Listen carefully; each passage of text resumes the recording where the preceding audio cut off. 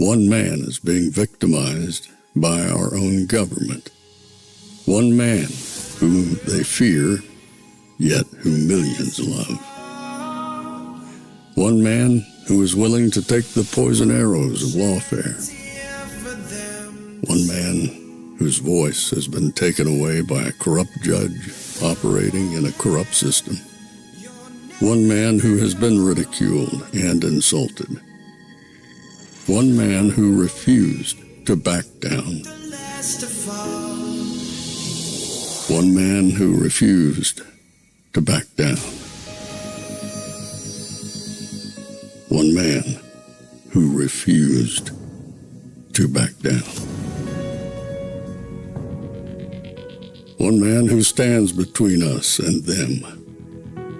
One man that wants to see America protected again. One man who wants to see America prosper again. One man who understands that a man is a man and a woman is a woman. One man who understands and protects the blessing of life. One man who wants to restore American exceptionalism. One man who once again wants to make America that shining city on a hill for all to see. A place where all the people of the world glowingly set their eyes upon. America. One man who unashamedly wants to make America great again. That one man is Donald Trump.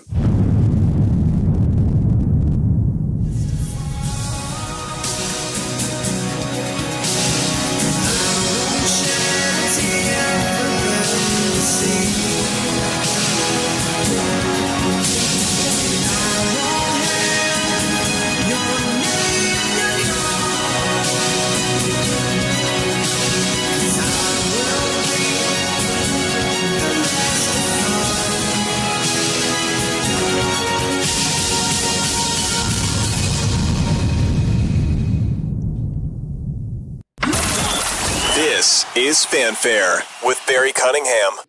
Good evening, everybody. Welcome to the nighttime edition of the show. You know, it's a nighttime show. It's not as the same as a daytime show. We take it easy.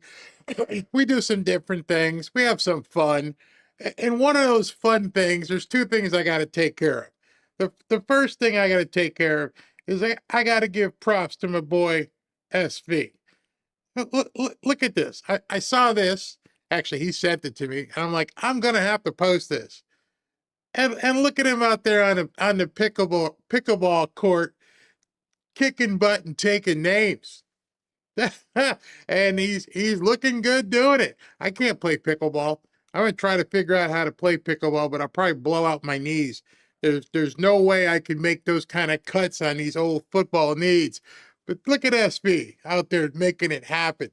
Guy plays in tournaments almost every weekend, and he's a valued member of our squad here. Not the same kind of squad you're used to hearing, but their squad.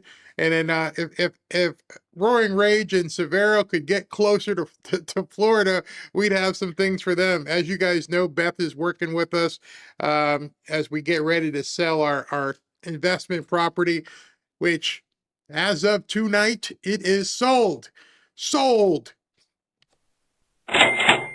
We are signing the contract tonight. Can't wait. You know, it's never done until it's done. That's one thing I've learned in real estate. You don't celebrate, don't bring out the stogie, don't bring out the cigar until the lawyer says, we're done. We got the funds in hand. They've wired the money. It's ready to go. But the first step is going to happen tonight when I sign the contract and say, let's do this. We have a deal. So as of tonight, probably by the time we get off the air, 10:30, we will have a signed contract by the buyer and us, the seller, for a God blessing, a nothing. There's no other words to describe the blessing. And it's a blessing even if it doesn't close and we have to find a different buyer. So I completely feel blessed and want to let you guys know that for sure.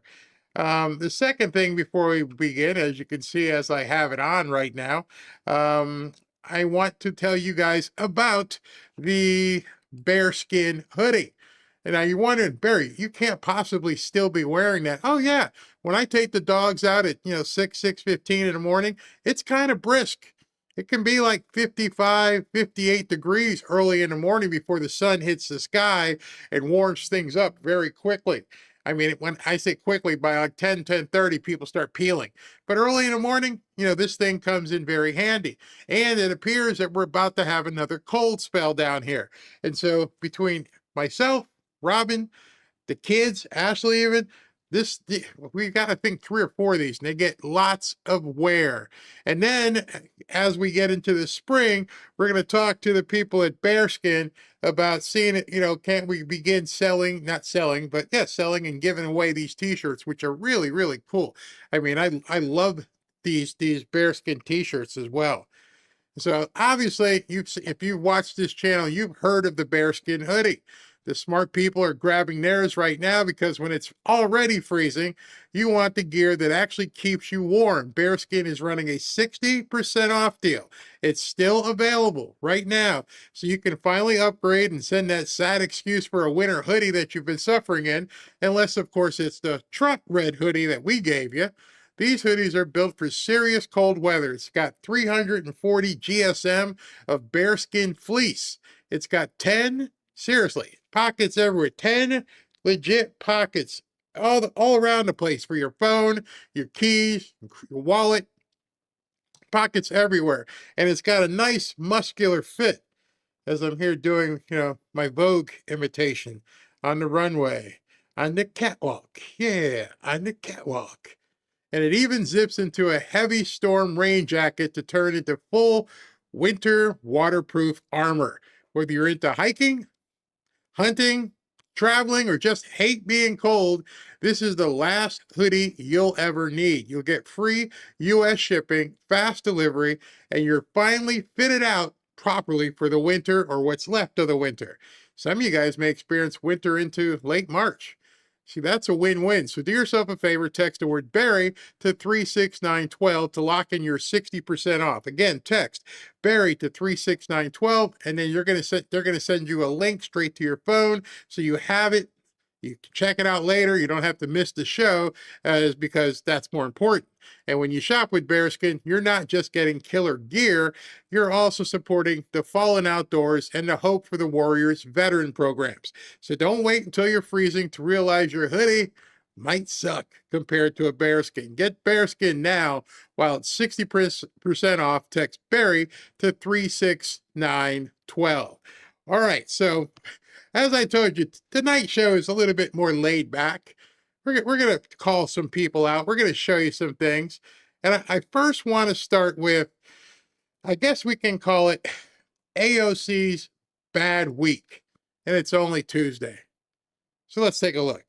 If you are in this country and you are not Black, you benefit from a system of white supremacy. It has nothing to do with the hate in your heart. It's like, were you born in the Bronx? You were born in the Bronx. Were you born in Westchester? You were born in Westchester. That's not your fault. It doesn't have anything to do with your character.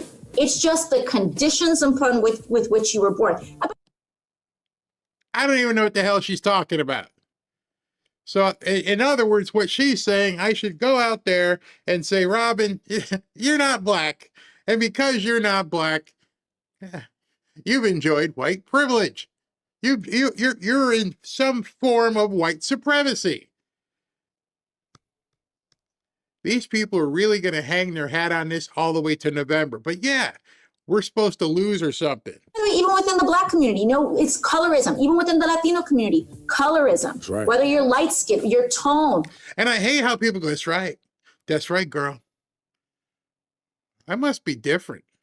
Things must be different. Maybe I'm not Black enough. I got to put on blackface or something because I don't understand this. It doesn't make any sense. All of this your hair is part texture. of the conversation right now. Huh? Your hair texture. Yep. Your hair texture. All of it. And so. What about when you don't have any hair? Are you still, subject to white supremacy then?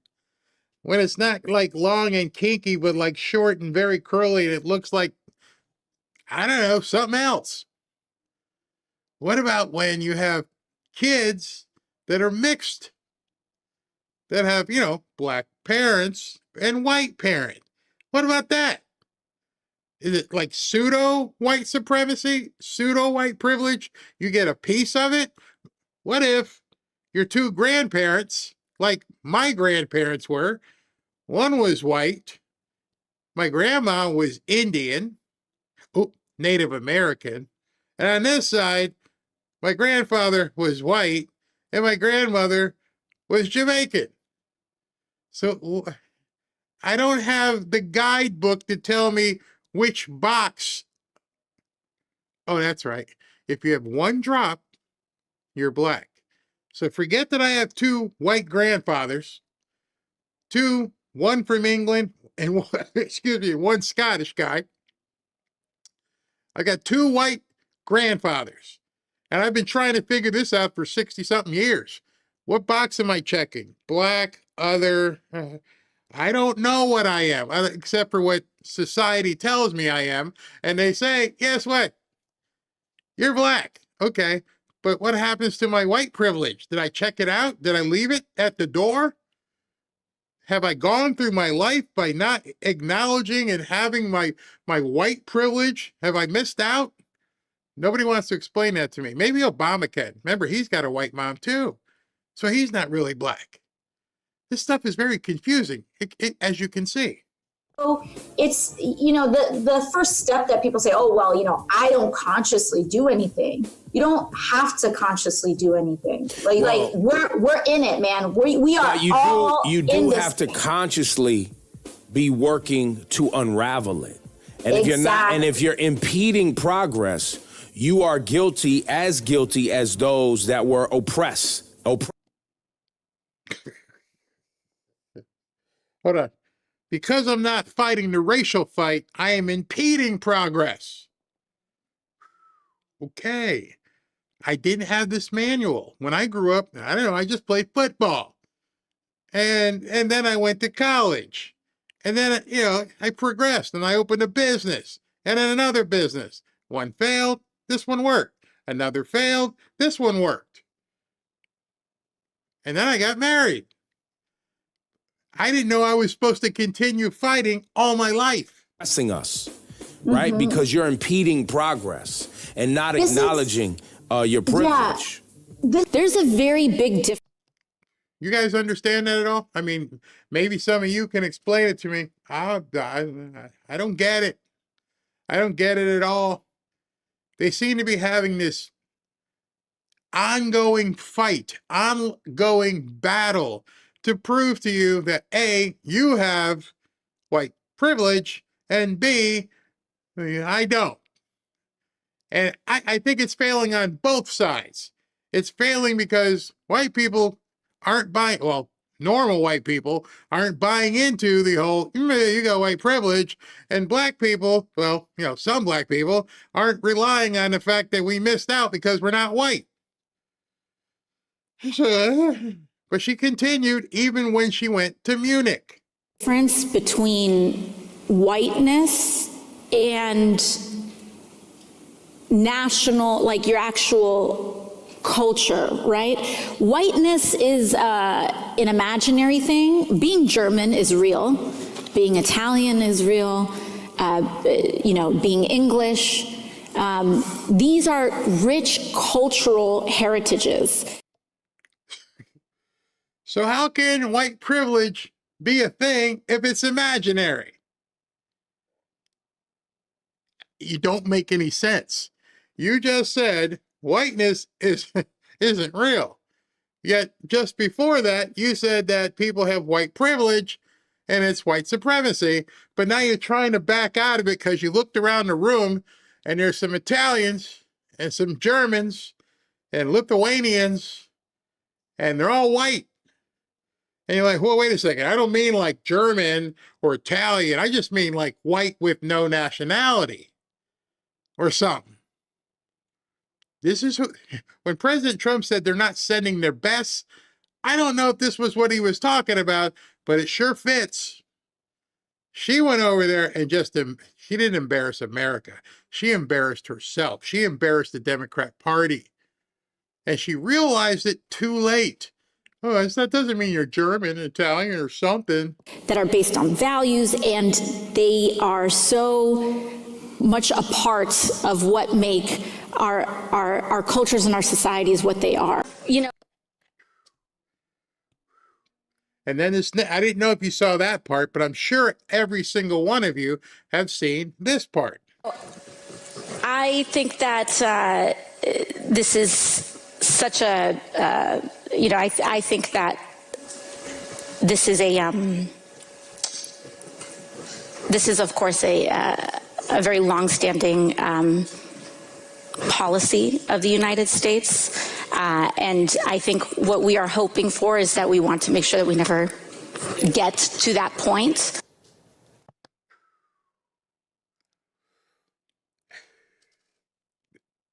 How can, and I wanted to show this tonight because she's not done yet. Tell me how, and I keep saying it because I think you guys need to hear it. How the hell do people think we're losing?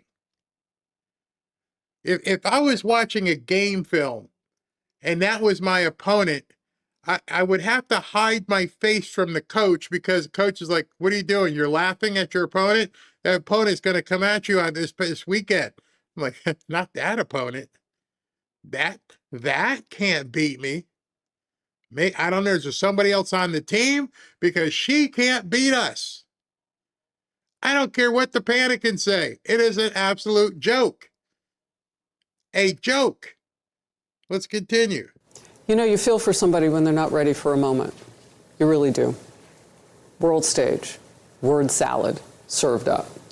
The dismal reviews for Congresswoman Alexandria Ocasio-Cortez's words and remarks and pauses and gasps for anything to say coherently there are really getting bashed today. She was at the Munich Security Conference, and the bashing is coming in a bipartisan way.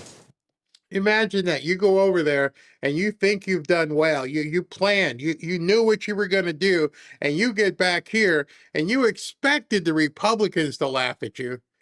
There's no doubt that you knew that everybody on the right would be, you're an idiot. What she didn't expect was people on the left were looking at this and going, what the hell is going on? And when I say left, I think we're going to see a dividing as we move forward. I think what you're going to see is people who are on the left go gonzo, like the freak that shot the people at the hockey rink, just double live gonzo. And then you're going to see the people who are Democrats try to say, we're not like that. We're just regular Democrats. I don't know what you want to call them. They are so far out the boat, we can't even accept it. And that's what happened today. Here's former ABC News journalist Mark Halperin. It takes a major screw up for the New York Times to put in their story about AOC that she had, I think they said it was a stumble or something. It has to be a really bad stumble. She has no feeling in her bones about Taiwan. She just thought, well, I'll go with the memorized answer. And exactly.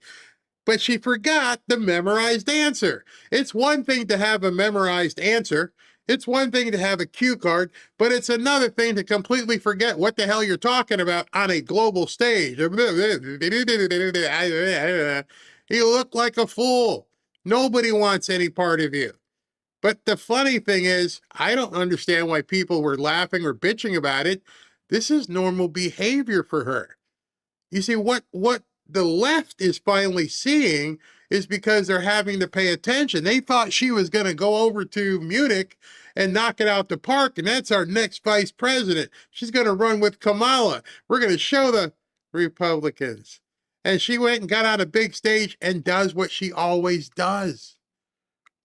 We weren't surprised. I'm pretty sure none of you were surprised. You're like, that's what she always acts. She doesn't know any better. And she's learned from the best, which is Kamala, who can talk for 5 minutes and not say anything. That's who's going to win? Come on, man. I wasn't born yesterday. In order for you to listen to these people on X who are poo-pooing everything, you also have to look to the other side and go, damn, we can't lose to that. There's no way anybody wants any of that. And I'm going to talk to you. I started talking to you this afternoon, but I'm going to talk to you more about Mamdani. They can't understand why people don't get it. We need to take your money and we need to give it to poor peoples and we need to do different things. Oh, the different things? Oh, that's coming. You want to talk about a big L? We got a big L to show you. I don't think even the Democratic Party will make somebody the nominee if they can't answer that question. She didn't go with a memorized answer. I love how Harris was like, I don't know what the hell she did. She didn't have a cue card. She didn't have it written on her hand. Nothing. Complete blank mind. She had nothing to offer. You flew halfway around the world to throw up on yourself. And like I said, we're not surprised. The left is surprised. They thought they had their person. Democrat strategist Dan Turrentine here. It was a reminder of you're now on the big stage. Her team hyped her appearance. She froze like a deer in headlights. And this tough assessment from a veteran New York Democrat strategist, here's the quote: "It was a beauty pageant to show that she had some chops about international issues, and she showed a complete lack of chops." He goes on to say if she runs for president, quote, "She's now given the opposition tons of ammunition to destroy her." President Trump weighed in. I watched AOC answering questions in Munich. This was not a good look for the United States. AOC, I never heard her speak very much. They started answering questions. She had no idea what was happening. She had no idea how to answer, very important questions concerning the world. So it's going to happen. She's going to go to school. They're going to hire consultants. They're going to, try their best to get her polished up, get her ready for the campaign, get her ready for hard questioning. They're going to try their best, but it's not going to work. You know how I know it's not going to work? Because we've already seen the prototype. They brought out Kamala. They spent $1 billion trying to push Kamala out there. They did everything they can. They got the media behind her. They got athletes. They got movie stars, all kinds of entertainers, Springsteen, Bon Jovi. And then she just walked out there and threw up over everybody with $1 billion spent. So if we now know the recipe, that's what's coming. They're going to try and spit shine AOC. But unless they tell her, do not get in front of a microphone for the next 10 months, she's done. And that ain't going to happen.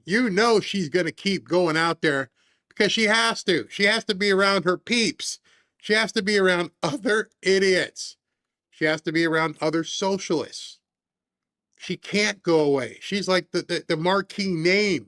It's AOC, the squad, Mamdani. They're all in this together, and they just realized in the last 24 to 48 hours that they sat on a grenade. So you can spend $1 billion trying to polish her up. It ain't going to work. She won't be able to debate anybody. Anybody.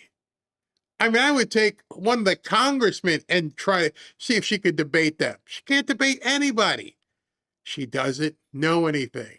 All she knows is how to make rum and cokes and steal money. Your money. But pressed with questions on a grand stage, it ain't going to happen. That's the context, and that's important to know because it wasn't just for her party and it wasn't just, for some small group. Here's my view. It's not.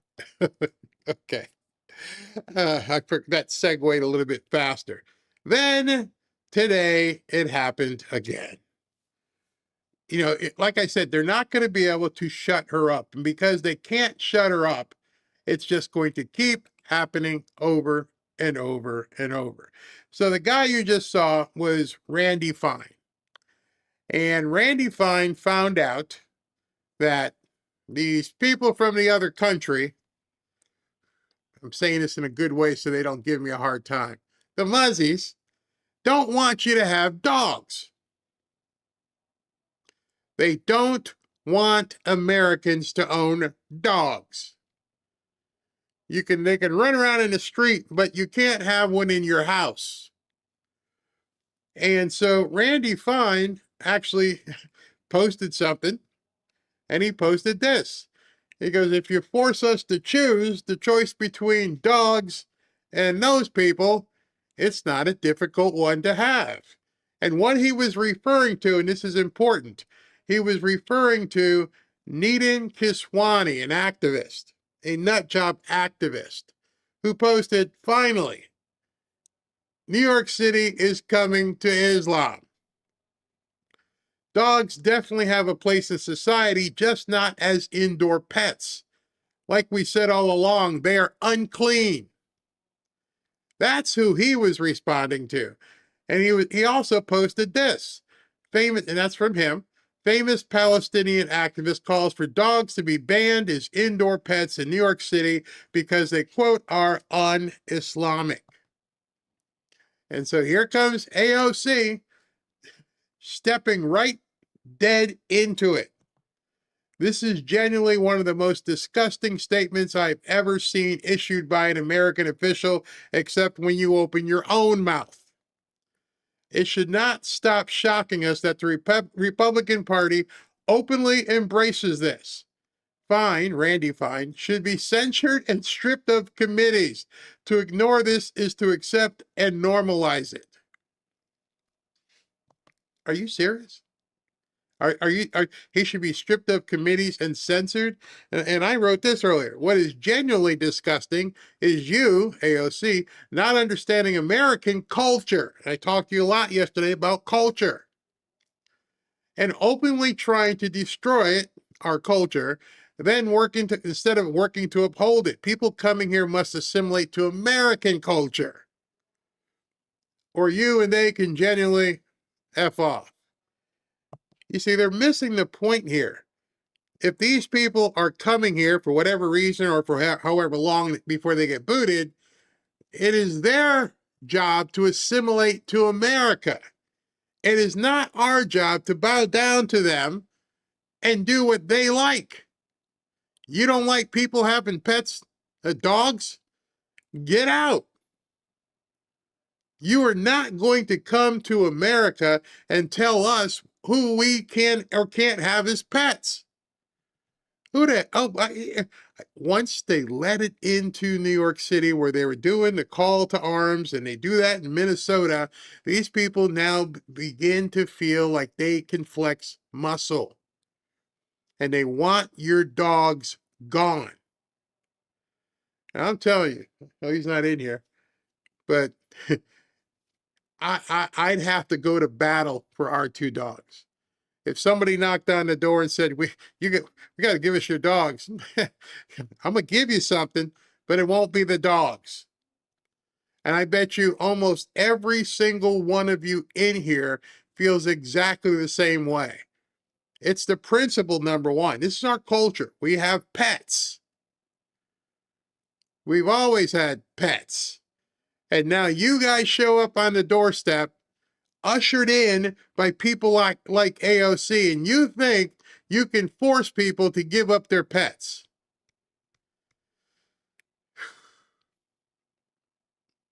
We're losing in November, right?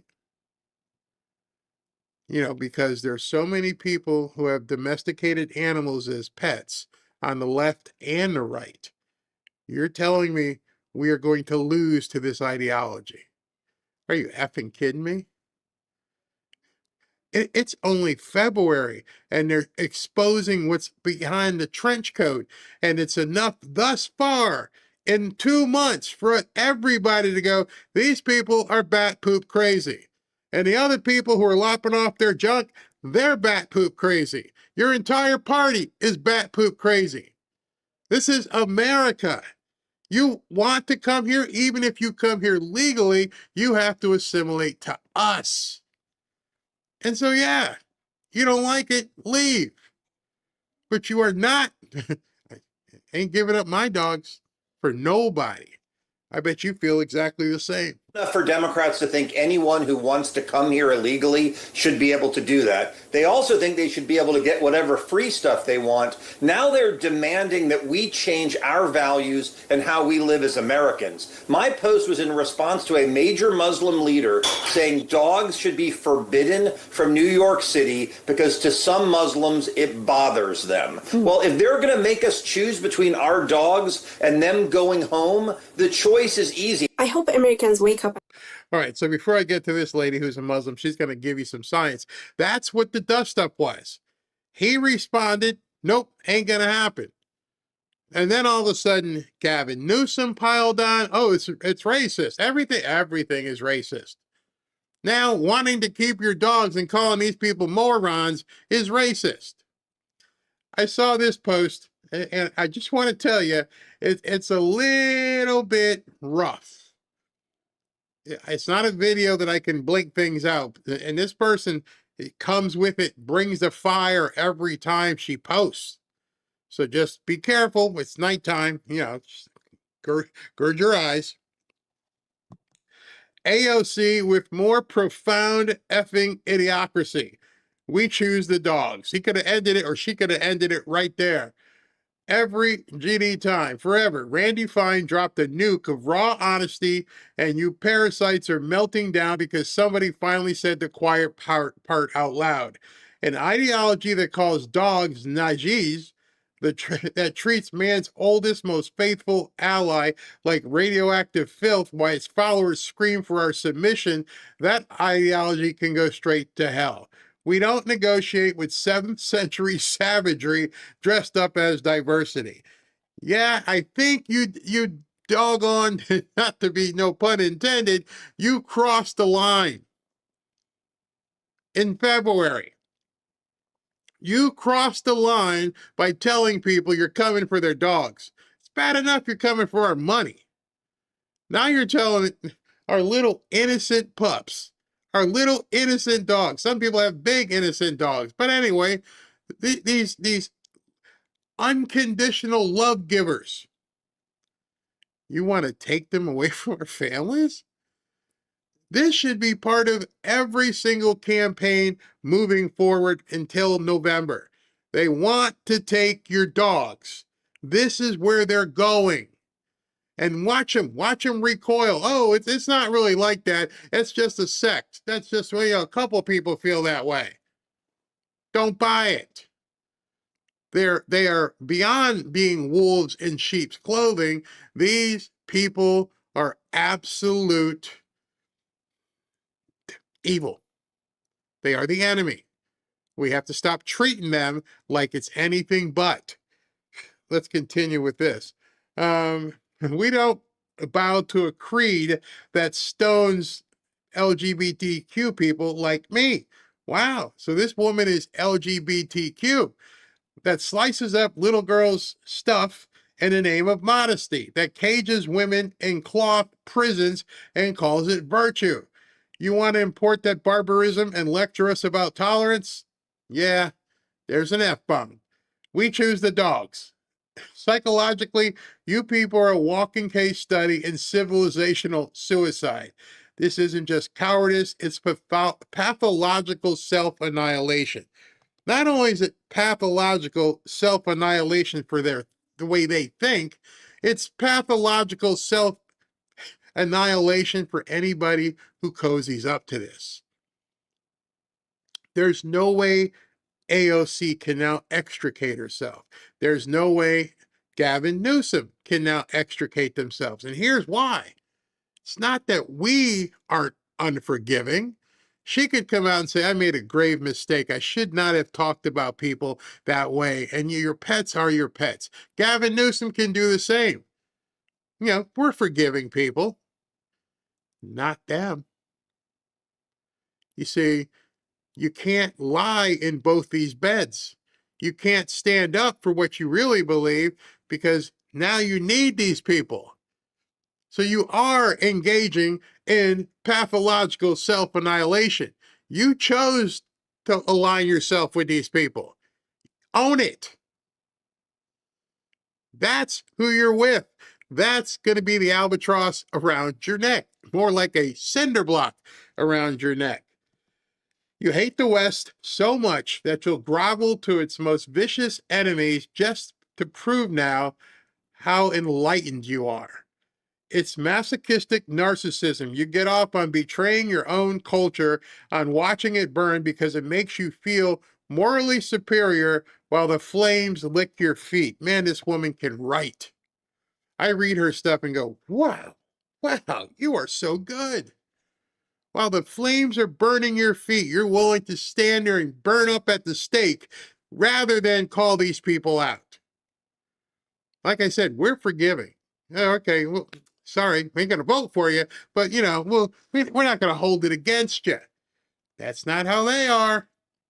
They will light that match and burn your feet and throw you off a roof. And the same people now want to take our dogs. Yeah, that's not going to happen. It is classic Stockholm Syndrome fused with narcissistic virtue, textbook death drive. You're not progressive, you're regressive traitors cosplaying as saviors while selling the rope that will hang us all. I told you this woman can write. You're selling us out and holding while selling the rope that will hang us all. You're inviting the enemy. You're cozying up to the enemy. As President Trump used to read so eloquently, the snake. And when the snake bites you, that's because you forgot it was a snake. And they don't seem to understand at this point the conundrum that they find themselves in. You can't have it both ways. You have made your bed with these people. You've imported them. You need them for votes. You own all that. There's no way out. Good luck. It says, history is blood-soaked warning you ignore because it's inconvenient. Persia, the cradle of civilization, conquered, renamed, forcibly converted.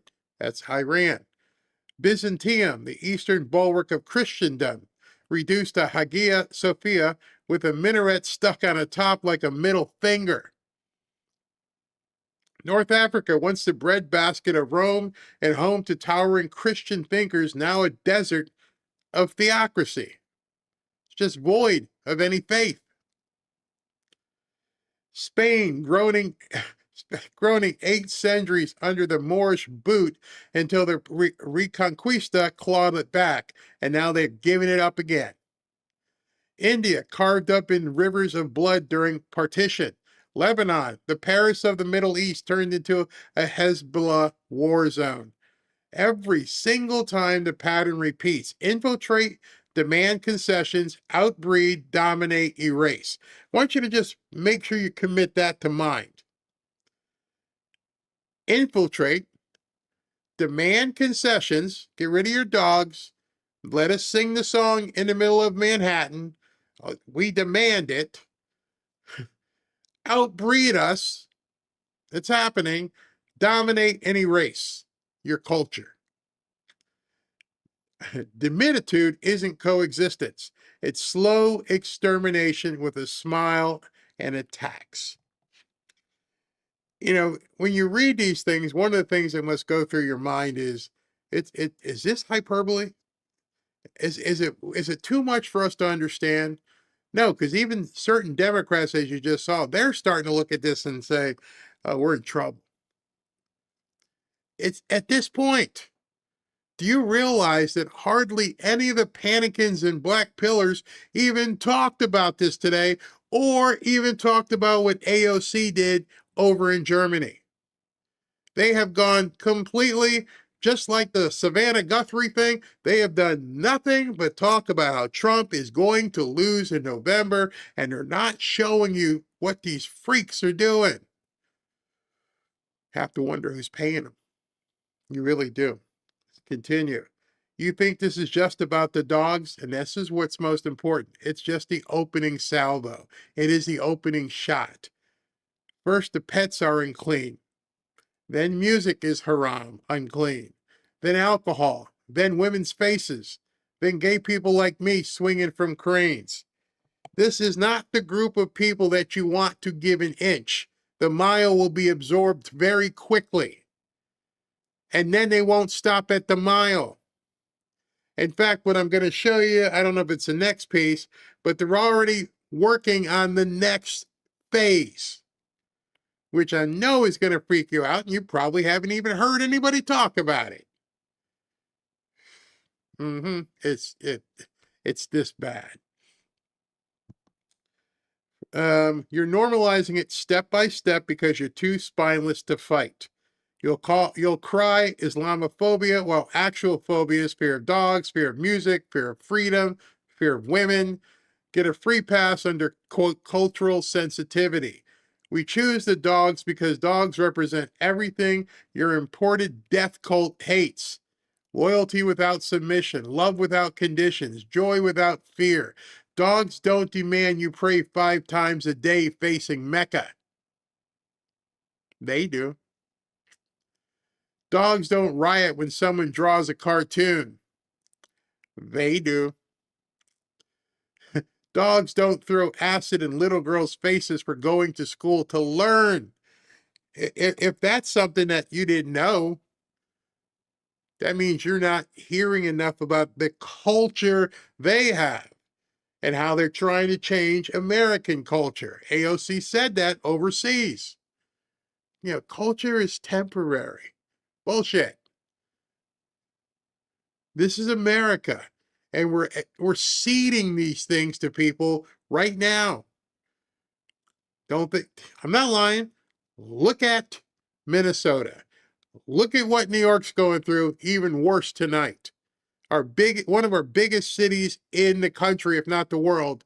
And right now, Mamdani realizes nothing he wanted to do can be done, so he's going to screw people to the wall.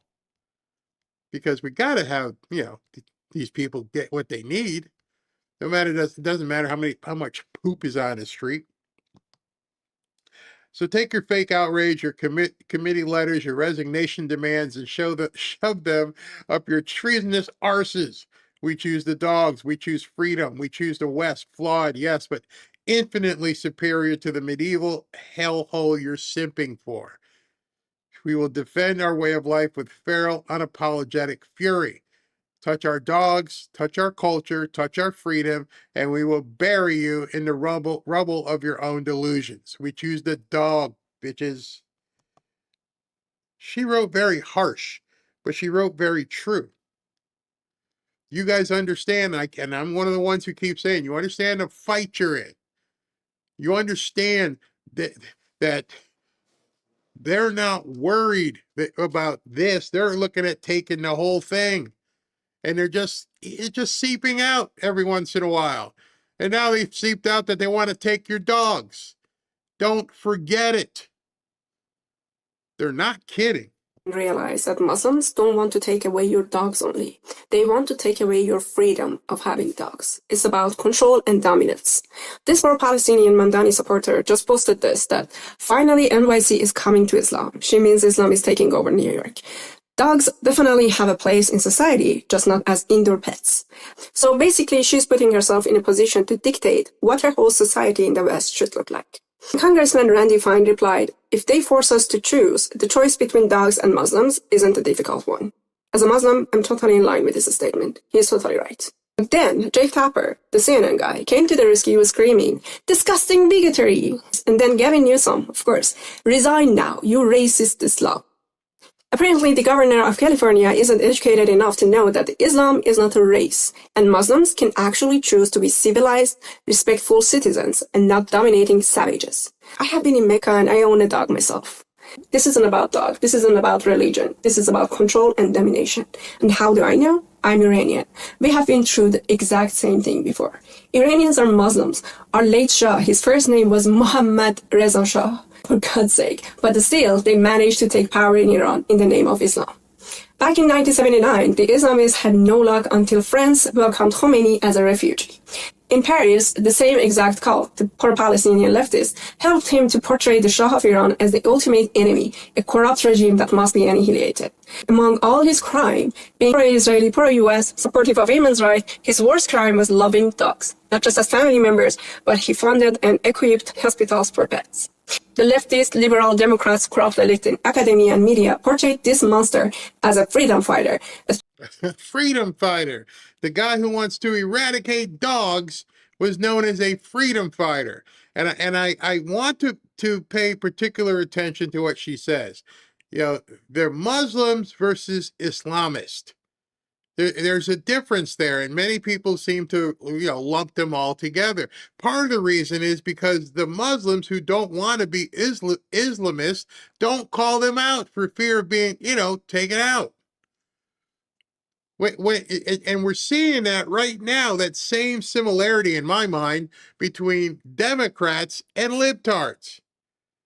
And it seems as though today we're beginning to see the Democrats go, no, we're not with that. Separate themselves from the libtards. They realize AOC stepped in it. And because she stepped in it, they're like, we're going to have to distance ourselves from you. Whereas over here, the Muslims are not actively, progressively trying to distance themselves from the Islamists. That's not happening. They're afraid. They have to be encouraged to point these people out themselves. Otherwise, Americans are going to lump it all together. If you're not with us, you're against us. So that's why I wanted to make sure you heard this woman. She's Muslim, but she's not one of these nuts. Read lies about the Shah on BBC and rioted against him. Sound familiar, right? They enabled the Islamist terrorists, secretly gave weapons to the Islamists, and then they took power through extreme violence. Ever since in Iran, dogs are not legally allowed as pets. People still have them, of course, but they have to hide them and wait until dark to take them out. Why? Because authorities not only seize them and kill them, they fine the owner massively. This is the reality under Shia Islamic rule. Yeah, that can't happen. That cannot happen. And there are just probably millions of people in Iran are just sitting there going, man, I hope Trump takes these people out. I hope President Trump comes in here and does a full Venezuela on Iran. Because not all those people want to be subjugated. If you want to go in history books and look at what Persia looked like, look at what the Iranian women used to look like. And now they got to be covered head to toe and can't do anything, get beat with sticks. What kind of a man wants to do that to his wife and his daughter? What kind of man wants to make sure that your woman can never, ever show anything when she leaves the house except this? That's it. That's all you can see. What kind of person wants to make sure anybody that comes to visit your country, we will beat them unless the women have a shawl or something over their head? There's something wrong. That's not religion. That's just power. And meanwhile, I better not go there. The Islamo-leftists. Disconnect the issue with many Americans is that they only know Sunni Islam from 9/11, but Mamdani, Khomeini, Khamenei, they are Shia Muslims. They play the oppressed card and use Islam as a tool to gain power. Don't forget, Mamdani's mother was partying with Bill Clinton and Jeff Bezos at Epstein's place in 2009. Funny. Democrats don't want to talk about that being in the files. Oh no, very quiet about Mamdani's mom and his picture being there with old Jeffrey. Why did that get just hit? Nobody talk about that. Don't bring that up. That's how you know this is a big crap of steaming hot poop. Because they're completely looking for only certain people's names, and they want you to not even mention other people's names. That's it. We don't want you talking about these people. We only want you talking about Trump and Howard Lutnick or whoever. Don't talk about Mamdani. This guy has been groomed to seize power behind this facade of grassroots pro-Palestine Muslim.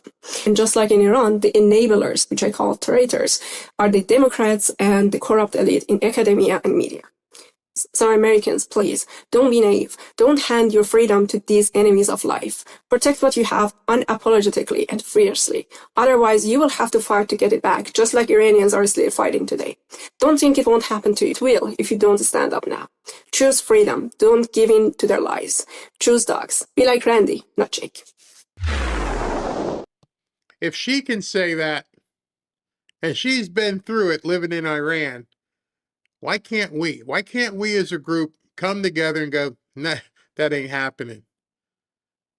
Why are we questioning everything that we should be fighting against? Let me show you something. Somebody very prominently said something. And I could not believe when I read this. I had to look at it twice and go, there's no way she said this. Part of this is what I've been saying, how people on the right here are saying, I don't know. What I figured out, you pathetic, sweaty man, is when an idiot Muslim says no dogs in New York City, instead of attacking the person or the policy, you went full bigot. She went after Randy for saying, we're not having that here. She called him a bigot because of what he said about the dogs. Instead of saying, you're right, Randy, no effing way we are going to go there. Unbelievable. Here's what she had posted. And her original post. What the F is this? And she was talking about Randy's post. Choose between dogs is not a difficult one. And then they went through, figured it out yet? And then that's when she came back and said, F off. We're in a bad situation when there are people, prominent people, who we think are on the right, are not seeing the fight ahead. There is no way Megyn Kelly would put on a hijab. Nope, wouldn't happen. There's no way she would let them do anything to her hair. There's no way it would happen. She wouldn't even have a show. Woman talking? We're going to make sure you can never do what you're doing. But instead of realizing, let's fight the enemy that is real, she went after Randy Fine. I couldn't believe it. It's one of those things when even if you didn't like what Randy said, shut up. He's trying to bring something to our attention that almost everybody would have issue with. They want to get rid of your dogs. And she called him an effing bigot. I don't get what's going on in society. I think some people think this is a big game. And then you'll talk to people from Iran and they'll tell you, this is a zero-sum game. There's no way out of this. If you come for my dog, we are going to have a fight to the end. If you come for my wife, my grandkids, my daughter, we are going to have a fight to the bitter end. Does that make me a pathetic bigot? Okay. And I think that's where some people have to get to. If you like your way of life, you have to be able to say, I guess I am. But you know what? My dog is going to be okay. My family is going to be okay. You won't. Because when you give that inch, they're coming to get a mile from you. And they're not going to look back and say, oh, she was on our side. She's one of the good ones. Unbelievable. I don't understand what's happened to the right. I don't know if she was ever on the right, but some of the stuff I'm going to show you tonight, I just can't understand, what people are doing. I saw this. Let's have a little bit of fun. It says, if you could only save one, had 123,000 votes, 96.6% of people. Let's refresh it, and it's 123,748, 96.6 say the dogs. 3% might be trolls or whatever, but if 3% of people would say we need to give up our pets, that's even problematic as well. I don't know. I'll take a couple of your comments in a second. Let me tell you real quick here about Lear Capital. So right now, I've got Kevin Demerit scheduled to come on next week. And one of his people from his office are going to be with him. So if you bought some gold and silver, I just want you, don't freak out. They are trying everything that they can to suppress the market and play all kinds of manipulative games. The days of excessive money printing, overvalued markets, and global unrest are finally catching up to the elite. Instead of pulling back, now is the time to do your research. Make sure you show up for the interview I have with Kevin. Keep your eyes open to trends and get some information from my friends at Lear Capital. Experts are still predicting $6,000 gold and silver at 150 to 200. Everything you're seeing is being driven by geopolitical uncertainty, and the manipulators of the elite are trying to keep things under control. The inflation concerns at this point are kind of diminishing, but they're going to do everything they can to come at you. And their perceived weakening U.S. dollar is also a problem. Is it a good time for you to buy some gold or silver? That's a decision you're going to have to make. Robin and I, we're still buying. But if you call Lear Capital, they'll help you by getting the most accurate information you need to make an informed decision. Call the best in the business and the company Robin and I personally trust and buy from.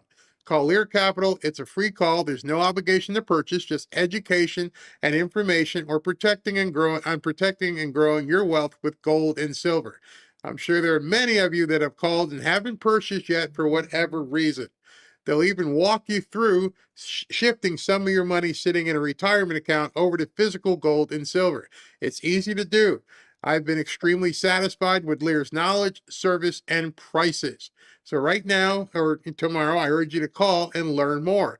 Call them at 800-601-5430, 800-601-5430, or go to learberry.com to learn more.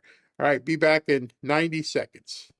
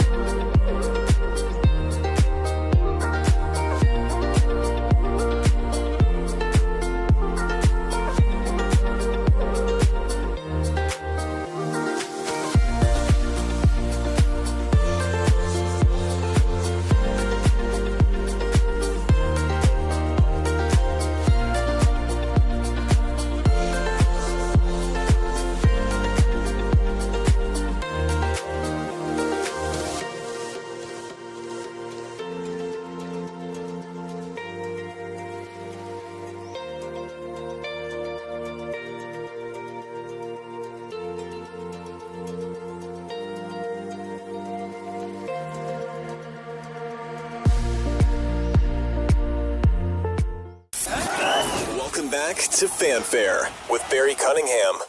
Communists, socialists, Islamists all working together to destabilize the West and destroy Israel and America. How is that possibly going to happen? That's not going to happen. Oh, by the way, let's say hello to our good friend, Governor Gavin Newsom.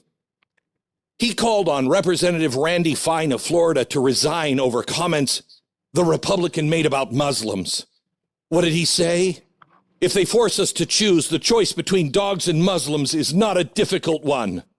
Oh, no, he's got to resign right away. You know what? Not all Muslims are Islamists, but I will pick the dogs over the Islamists every day and twice on Sunday. See, this whole topic, for those of us who are pet owners, and Glenn's a pet owner, those of us, we know what this means to our dogs, our families. It's a no-win situation for these people. You are not going to have people give up their pets for Islam. Not going to happen. And for Newsom and AOC and other people to jump on Randy Fine, resign. Why the hell am I resigning? This is what America thinks. These four-legged people, and I call them people because every time I come home from the studio, I'm like, here's the kids, and I'm petting both of them as they're la la la la. And I go, kids, you want to go outside? And we run outside, and they run over by the water and bark at the ducks and everything else. They're our little kids. God knows we treat them like kids. We got to go to the doctor when they get sick. We got to take them to get groomed, get their hair cut, their nails cut. Our two dogs have never. You want me to piss off an Islamist? Our two dogs have never slept on the floor, ever. They don't even know let's get me off of this thing. They don't even. Well, I think Robin keeps little nuggets in case they get extra hungry. But she has cooked every single one of their meals. I'll walk in sometimes. Wow, that smells good. Not for you, huh? She'll call Instacart at Publix. Hey, can you bring over a couple rotisserie chickens? Oh, we're having chicken tonight. Not for you. They eat like, people. They don't eat regular dog food. She cooks for the dogs. And I don't know if you have ever had a dog get sick. You remember a month or so ago, and Midas got sick. We had to take him to the emergency room and everything. And so we took him to one emergency room, and then we took him to another emergency room, and they did these tests, and then he had to stay overnight, like 3 nights. And then they come walking out with the bill. Okay, Mr. Cunningham, here's the bill. Huh? Wait a minute. You realize this is not a baby, right? It's a dog. Yes, we realized it, but here's the bill. And I thought to myself, so if I tell these people to F off, I'm not paying it. Are they going to hold my dog for ransom? It crossed my mind. I was like, I am not paying that much money for the dog with the upset stomach. But we paid it because it's worth it to make sure they're healthy, and we treat them like people. I know what my dog does. I can't talk to you about what Islamicists do, because that would be racists. I don't know if you heard what this activist in New York said, but dogs are not Islam. They're not part of Islam, and they shouldn't be in the street. You should not have them in New York City. You should not be able to have a dog in New York City because it's not Islam. I don't care. And you know what? I'd be happy to announce that every dog is a good Christian. Oh, man, rub it in their face. No, we're not going to acquiesce here. Isn't it amazing that they finally hit a line that most of America will like, wait a second, nope, the bridge too far. We'll let you put, tents on our women. We'll let you do some of the crazy stuff you do. You can go ahead and pray in the street 5 times a day. Oh, our dogs? You see, because these bundles of love don't do anything. They just sit there and wait for you to hug them. And then they'll hug you back, and they'll come later, head on your shoulder. How you doing, Dad? Oh, good. Can I have a little biscuit? Can I have a little treat, please? And that's all they live for. They live for love. And so it is a line at this point that I am sure that's why you're not going to hear it a lot. I am sure tens and hundreds of millions of people were like, yeah, I hate Republicans. I hate those maggots. My dog? They want to take my dog? Oh, you talk about a unifying message. I know some Democrats. I know some Democrats who hate Trump. They think Trump is just the personification of evil. But if you come to take their dogs, quickly, you're going to find out we got something in common. We have more in common than we do different. I bet you love that little dog. I've got, Robin, her brother used to have hunting dogs. I won't even tell you the name of them, but some of you guys might know. It begins with a C. And they would like go out there, and her other cousin has bear dogs where they go up in tree. They love these dogs. And there are plenty of Democrats. You've seen them on boats and everywhere else. Have the little rich people have their nice little fluffy animals. We have found the unification moment. We have found what is going to bring both parties together. You want to take our dogs?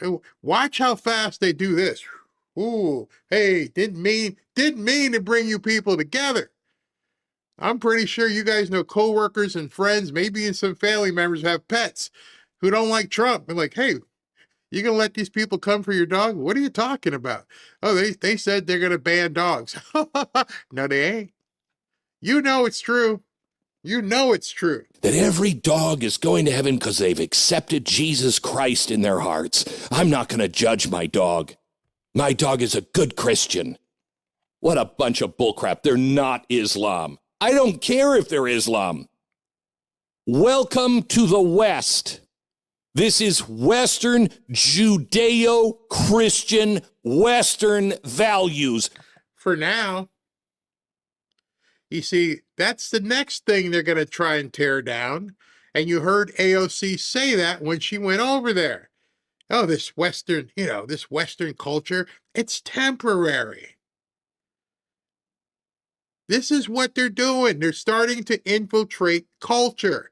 They're trying to destroy culture. I think this was a calculated gamble that they went, oops, we went too far. You weren't ready for this one, huh? Oh boy, how did we mess this one up?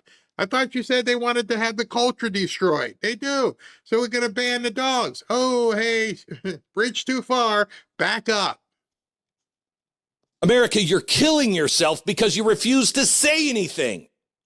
You're killing yourself because you refuse to stand up for what you know is right. But that's nothing new. See, now you're starting, or hopefully you're starting to see where things are headed. Forget November. Forget the midterm. They're already trying it. They're launching it out there. So what was the focus group? How did people respond to us saying we want to ban dogs? Hell no. Okay, so we got to hide that one. We won't bring that up anymore until we take office. But now you know it's coming. But you have to be ready to fight for it. You can't let Sparnsburger type things happen. You can't let Mamdani type things happen. You can't think it might be okay. I got a baseball game to go to. I'm not going to go vote tonight. And then you wake up the next day and Mamdani is in office. Because what? Did 15% of people in New York vote? That was it? And now look what's happening. Look at what happened in Virginia. Well, that couldn't happen here. You hope not, because they're going to come for your dogs. And that's just the start. To hell with you. You don't like my dog? That's your right. You say you want to get rid of them because it's not Islamist? You know what? Neither is the United States of America, nor will it ever be. Over my dead body.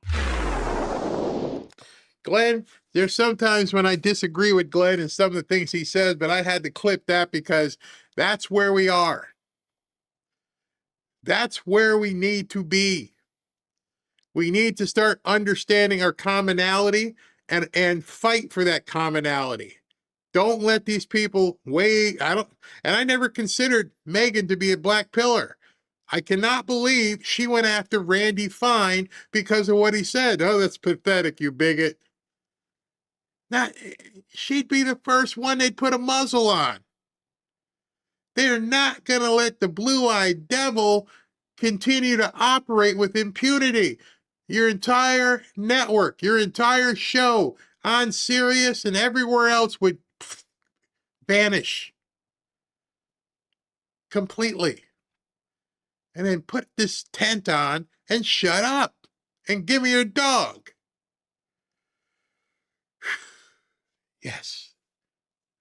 Hope you're a little fired up. That's the idea here. Let's get a little bit fired up. So, as Glenn was saying about Western culture and Christianity, I know you haven't seen this unless you've been on X a little bit, but it's coming. You know, they don't believe or think that we should be a Judeo-Christian country. It's bad. I could not believe I actually saw this on CNN. This, pray about. You believe the civil government should be guided and dictated by biblical law, right? Yes. Pamela Brown explores the rise of Christian nationalism. We've never seen it happen as fast as what's happening in the United States right now. And its growing political influence. I think that Christian nationalism is going to reshape democracy. In this one nation under God, is liberty for all? We know the way that they treat women. You know how bad it is. Was she talking about Islam? We know how they treat women. You know how bad it is. Huh? What exactly is she talking about? You know how bad they treat women. I thought they were doing something on Christianity. Well, for the past several months, I've been working on a special project examining the growing influence of Christian nationalism in America. If you're not familiar, Christian nationalism is an ideology rooted in the belief that our country was founded as a Christian nation and that our laws and institutions should reflect Christian values. In the lead up to my hour-long documentary this weekend, we're going to bring you a preview of what you'll see, starting off with the assassination of Charlie Kirk last year. Experts say it was a pivotal moment for the movement and an occasion where the tragedy of his loss unified Christian nationalists and the Trump administration as they honored him. Movement? What does CNN not understand about Christianity? I just got a text from SV. He said there's a massive YouTube outage. It's not me. We're still running. So I don't know. Let me see if our video, if the node down here, are we still running? Check 1, 2, and yeah, we're still running here. So I will continue. It's not happening here yet, so we're all good. But anyway, did you know you were in a Judeo-Christian movement?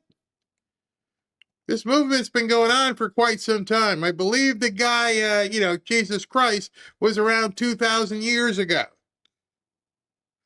I believe way back, people began having churches and ministerial celebrations around Jesus Christ. And then some people from England said, you know what, we don't like it here. We're going to go over there. We're going to found this country on Judeo-Christian beliefs. But CNN's trying to let you know it's some kind of new movement. Huh? I've told you many times that people who watch CNN must be brain dead idiots. It's a new movement. And who told her we needed a special to dig into the movement?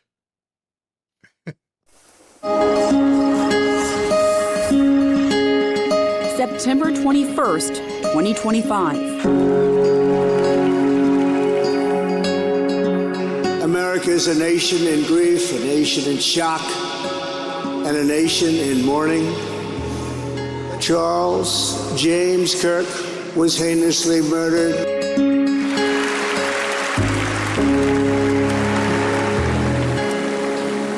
That young man, I forgive him.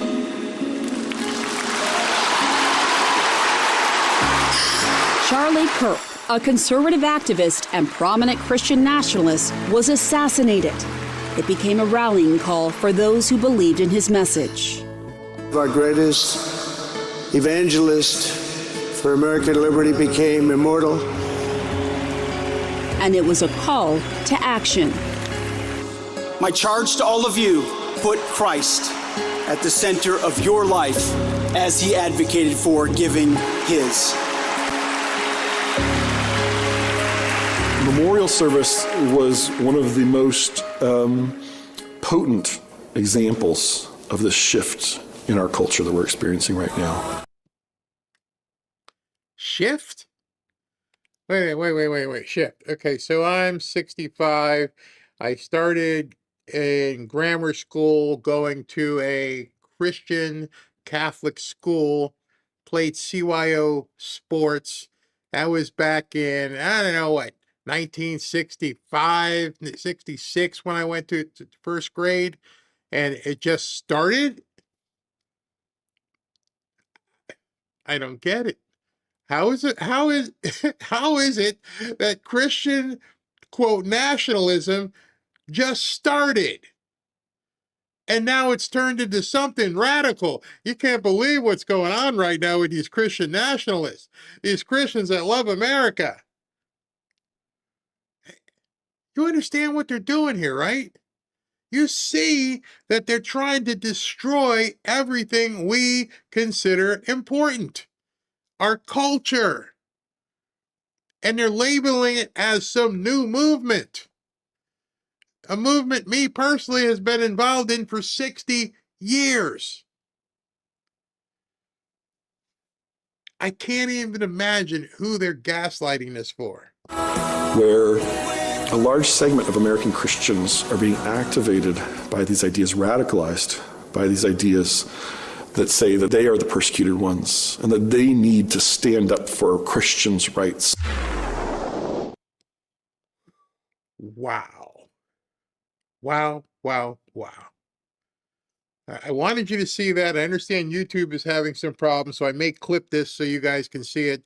And then Sunday, I'll tape that so we can review it on Monday, because I cannot believe that CNN is going forward with that kind of a show to make it seem like what we're doing, the worshiping we do on Sundays and throughout the week.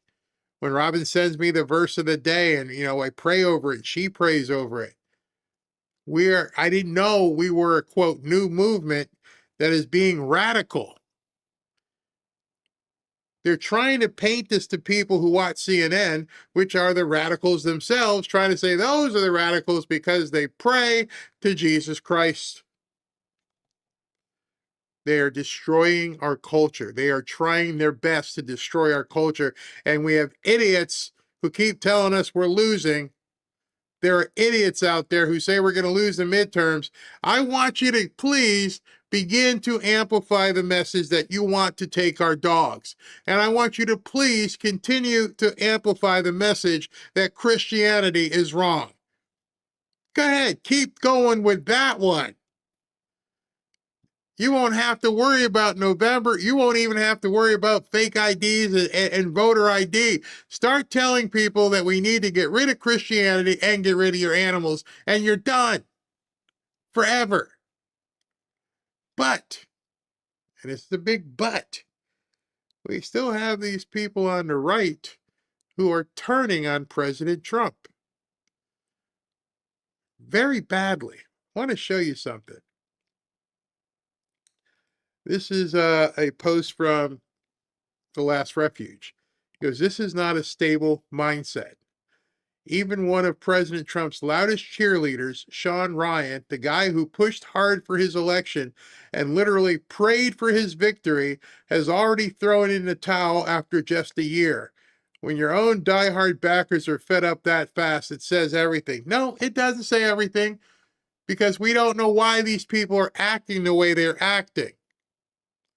We don't know why they're throwing in the towel. It doesn't make sense. I'm going to play the video that was just, I just showed you. I had to download it and edit it because I always thought Sean Ryan was a very articulate gentleman. His articulation went out the window. There are so many beeps I had to put in here because every other word was an F-bomb. Listen to this. I've been pretty quiet about Pam Bondi in front of Congress the other day talking about how the Dow's up to 50,000.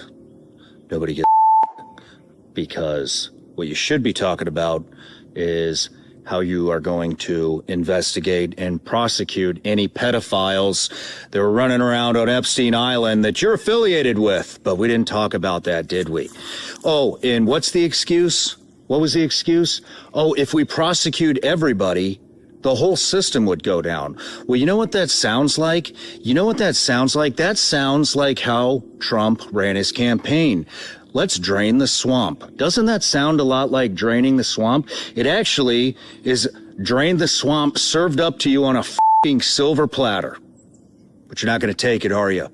You're going to protect pedophiles. You're going to protect pedophiles rather than go after them and hope that everybody's happy that the Dow hit 50,000. Are you f***ing out of your mind? I have no words. I have no words. In February of 2026, people like this are showing their true colors. That's why I wonder, is this a psyop? Were they told to do this? People who understood we couldn't have Kamala in, and like that, not just a little bit, they're hot. They're pissed off. And he's astute enough to know what can and can't be charged. He's been around enough and he's talked to enough people where he knows there's no evidence. An email doesn't mean anything. Sean knows that. Most people know that. Then why the attitude? I guess the whole drain the swamp campaign promise was another bullshit lie, huh? Man, the lies are stacking up fast. I've never seen so many lies appear in, what, a year? It's only been a year. Look at all the fucking lies. Now, I see this comment, and the comment says, why do you disagree with that, Barry? Okay, very simple, easy answer. Very easy answer. They indicted him, crossed the country. They impeached him twice. They invaded his home. They went through his wife's underwear drawer and violated her. They tried to take his businesses, his real estate, his property. Tried to kill him at least twice that we know of. So why do I disagree? Because you don't know what he's doing, and I don't know what he's doing. But there's no way a man who's been victimized and weaponized against the way Trump has is going to let this all go by the wayside. The problem is, Jerry, like Sean, this doesn't go on your time frame. This does nothing to do with what you think and how it should be handled. You voted for the guy. You know everything I just said. You know about the indictments. You know about the impeachments. You know about the assassination attempts. You know about Mar-a-Lago. You know all of this. And Sean knows all of this. And you think right now, in your mind, you're thinking all of this stuff should have been done and that should have been done. And that means you are questioning what he's doing. And you're questioning the time frame in which he's doing it. That, my friends, is problematic. Because everything he said, even what Sean said, even what you're thinking, did he say what date it was going to happen? Is there any way we would have known what was going on with these supposed files? Did you know? And you're thinking to yourself, well, nobody's been arrested. You don't know what the grand jury did down here in South Florida on January 12th. You don't know. If you do, let us know. Let us know what the grand jury has been looking at since January 12th down here in 2 different courtrooms in South Florida. Let me know since January 12th what the court in Fort Pierce, Florida, and the court in Fort Lauderdale have been looking at. Oh, that's right. You don't know. You know, I wanted to talk to you about something else, too. Then you got Pam Bondi and what's that other guy's name? Todd Blanche.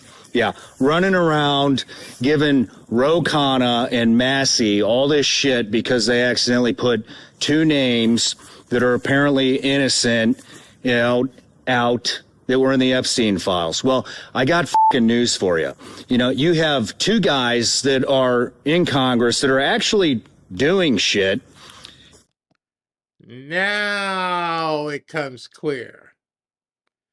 Now I can see clearly now, as Johnny Nash said. I can see clearly now the rain has gone. I can see all obstacles in my way. This is a Massey guy. This is a Massey guy right here.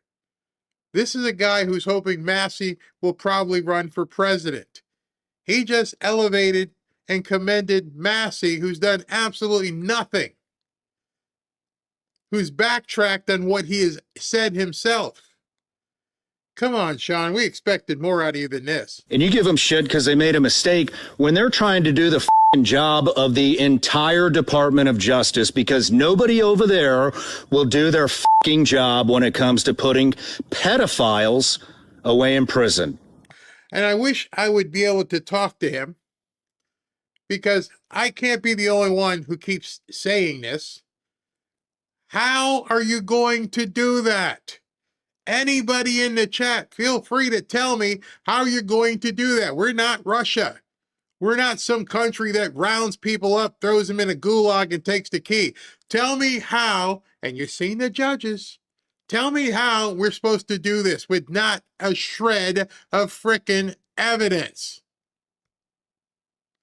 Sean, you're very well known. You talk a lot. You tell us, what's the evidence that is going to predicate a crime? An email? You think you're going to get a charge from a grand jury on an email?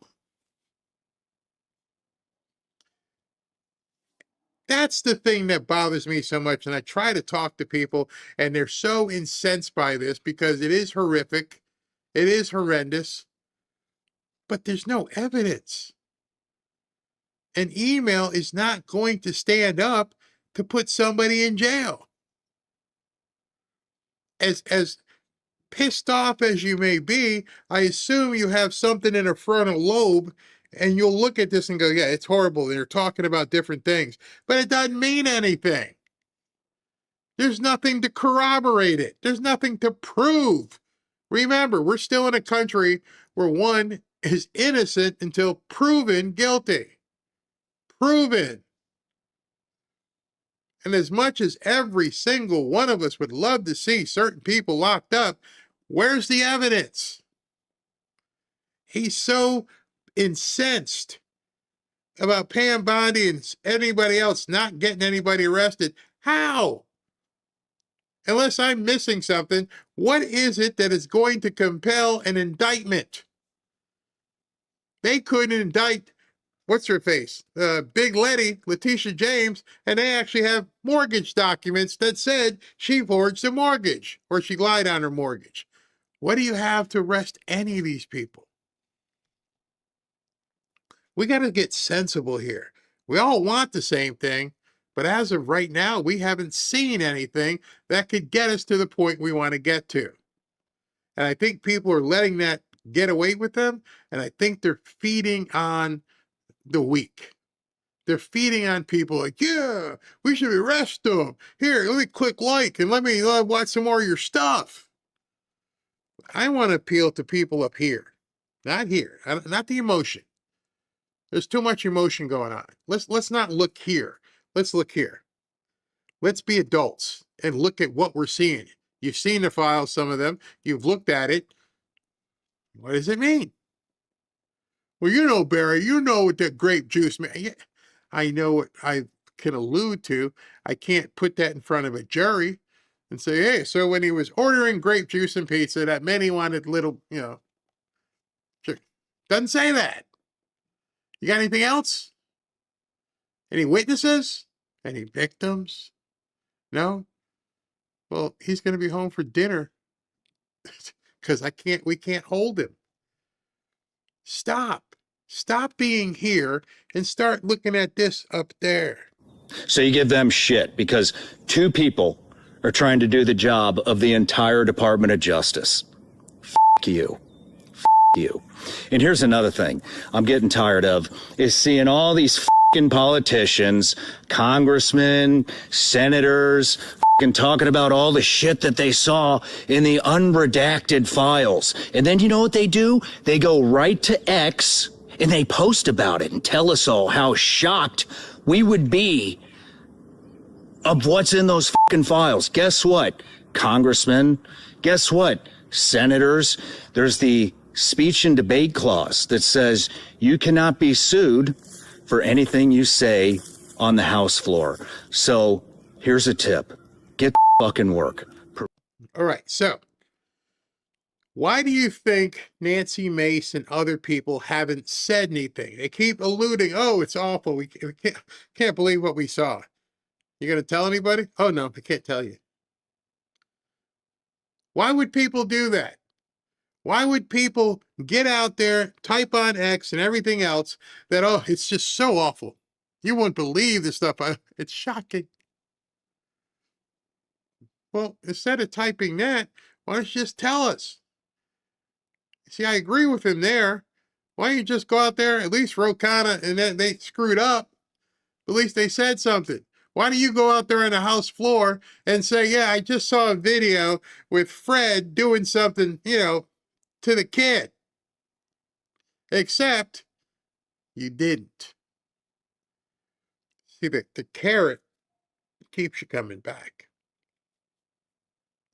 That's why I think he's pissed off. I think so many people thought they were going to get it, and this was going to be the mother lode, and we would, if we wanted to see the video, if you wanted to see pictures, you'd get it. And now nobody has anything. Even the ones who say they do. And, I look in the chat and looking at somebody there saying, yeah, show it. Nancy Mace had her on the show a couple times. Show it. Tell us. Identify somebody in a picture or video. Anybody.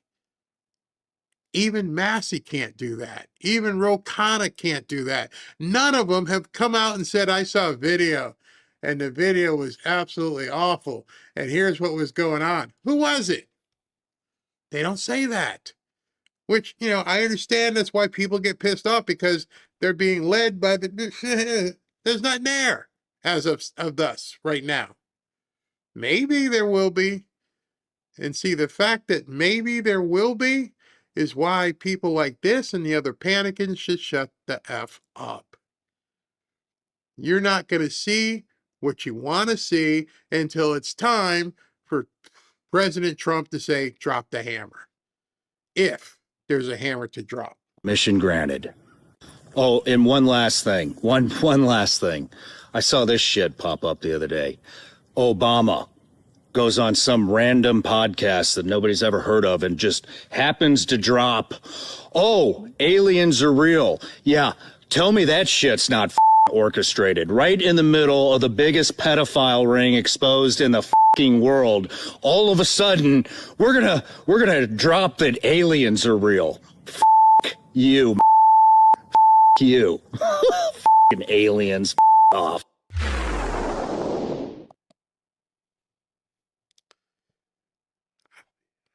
I have no words. I see it all day, every day. People screaming. Hey, you understand that President Trump just did this today? He just did that today. Nope, nothing matters. We're all losers. F you. F your mom. We don't care. We're not seeing.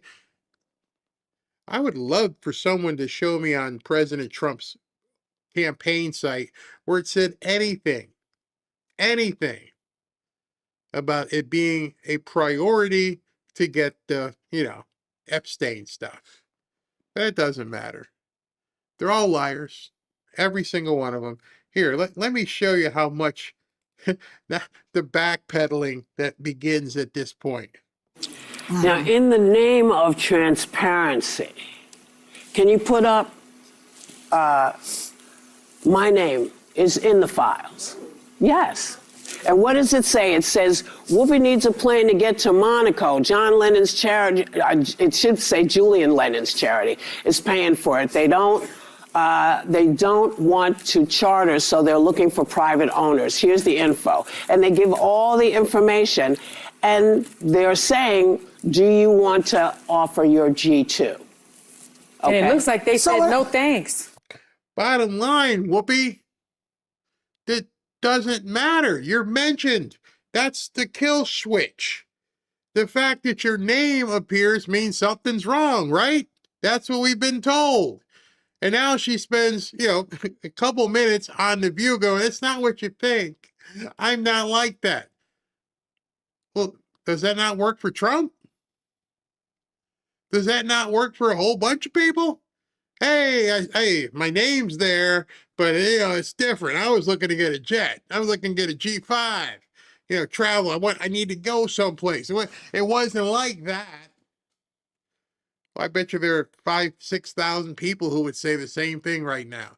But last week, the mere fact that your name was mentioned was suicidal. You got to go jump off a bridge because your career is over. And now we're being told the difference between, being mentioned and being involved. And I got to show you this email because this is the kind of email that can get people in trouble, especially when I was just trying to get a ride. You wanted to get a ride with Epstein? After everything you knew about him? You wanted to see if you could lend me your jet? Huh. I didn't know people often lent out their jets. Yeah. So in other words, anybody can be on this list. Well, this is my point, because I'm telling you, when I tell you people are trying to turn me into, I wasn't his girlfriend. I wasn't his friend. You were too old for him. I was not only too old, but it was at a time, where this is just not, you used to have facts. Now? Now you want facts. SB just texted me and he's like, the trolls are out right now. Oh, I knew this would get them. I knew this would get them. They're too easy. They're too easy to trigger. Because Joey Behar said, it doesn't really mean that. Wait a second. I thought y'all said it meant the world. It means you're guilty. Resign.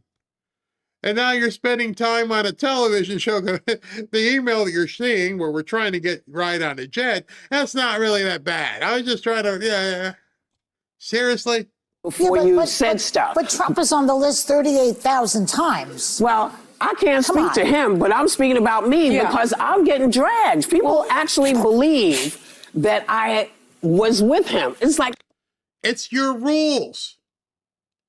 You created the rules. You guys are the ones who said, if your name is there, you're guilty. And now they're having to, hey, it wasn't me. I wasn't like that. You see how this is falling apart quickly? You see how, at this point, they realize they stepped in shit. By pointing fingers, at this point, they've convicted so many of their friends. So badly that Whoopi Goldberg had to show the email on the show to try and clear her name. But doesn't that work for Trump? Well, I don't know nothing about him. All I know is it wasn't me. Honey, come on. Yeah. Every man that I've ever been with, you've known about him because either the Inquirer wrote it about it. Yeah. People wrote about this stuff. So no, I never had this, and no, I didn't get on the plane because you know what I would have to do to get on the plane? Fly. They were trying to, and she doesn't fly. No, so they're trying to get me. Babe. They're trying to get me to. Oh, they're trying to get you. Oh my gosh. Can you imagine? They're trying to get Whoopi. What are they doing? It's just Whoopi. It's not like it's Trump. They have reason to go after Trump because his name was there 95,000 million times. Not Whoopi. Not Whoopi. Get on a plane to get to this thing for Julian Lang. Yeah, but the things they dropped, like 300 names. Yes. And it's like flood the zone because when you're looking, there are people like Marilyn Monroe who is dead. Elvis. Yeah, a lot of people, because a lot of the reasons your name can be mentioned are news articles, third-party emails, contacts, again. Okay, thank you. The reason your name can be mentioned because it can be an article, something in the news, in the contacts. She's answering the same friggin' question. Hey, Sean, call The View. They're telling you what's going on. It doesn't mean anything. It was just a jet, and anybody can be in there. Wow, that's a big difference, isn't it? Jay Behar just said anybody could be in there. Well, then what do we got? And everybody who SB has had to, boot, you're hearing it. So how the hell are we going to arrest people? Anybody could be in there. Doesn't mean anything. I was just trying to get a ride to some event. I know when I call Uber or I call a limo service, I don't call, can I call Epstein's people to see if I can get a ride?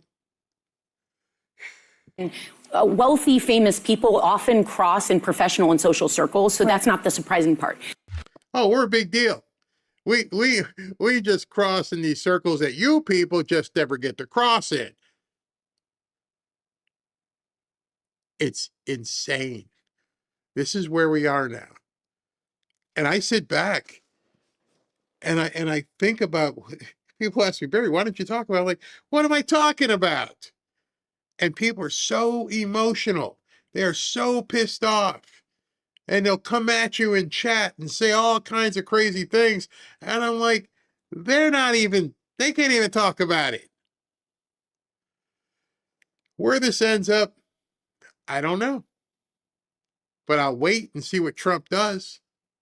I'll wait how he plays the cards, because right now, nobody knows what the hell's going on. Not Sean Ryan, not the people on the right, Alex, May. Nobody knows, which tells me something. Something is being held very close to the chest, which is probably why these people are all freaked out. Which is probably why, at this point, they're thinking, oh man, anybody can be on it? And they're thinking to themselves, could I be on it? Could Joe be on it? What does it mean if your name is on it? It means absolutely freaking nothing. They could have been talking about you. Did you see Trump on The Apprentice yesterday? On it. Did you see President Carter at the football game? On it. Wow, I was listening to a great Elvis song yesterday. On it. Marilyn Monroe looked fantastic. And Gentlemen Prefer Blondes. On it. Means absolutely nothing. So we can't arrest people based on these files. I don't get it. I don't get it. Yeah, they are freaked out for sure. Now they have to explain themselves.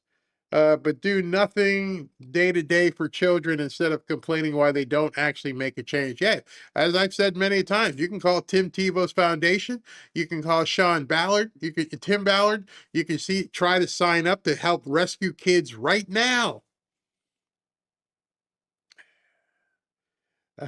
Somebody goes, I can guarantee one thing, my name's not on it. Somebody tried to say my name was on it. I'm like, do you see those 3 dots? Somebody actually went and searched Barry Cunningham, and they showed someone the search, and when you see the 3 dots, that's an ellipse trying to, if you don't know how to search correctly, it'll find every instance of the word Barry, every instance of the word Cunningham, and it'll say, Joe and Barry, ... Cunningham was, and then, oh, look, it's insane. And you go, oh, yeah, you don't see those 3 dots? Yeah, okay. It's not me. I ain't even defended it. I missed the whole show, Barry. Dang it. I understand YouTube's been having some problems, unfortunately. So you have to watch the replay. But we are, it'll be popped up there on YouTube afterwards.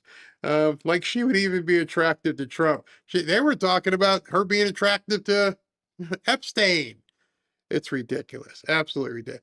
And so anyway, trust me, I've known way too many abused women.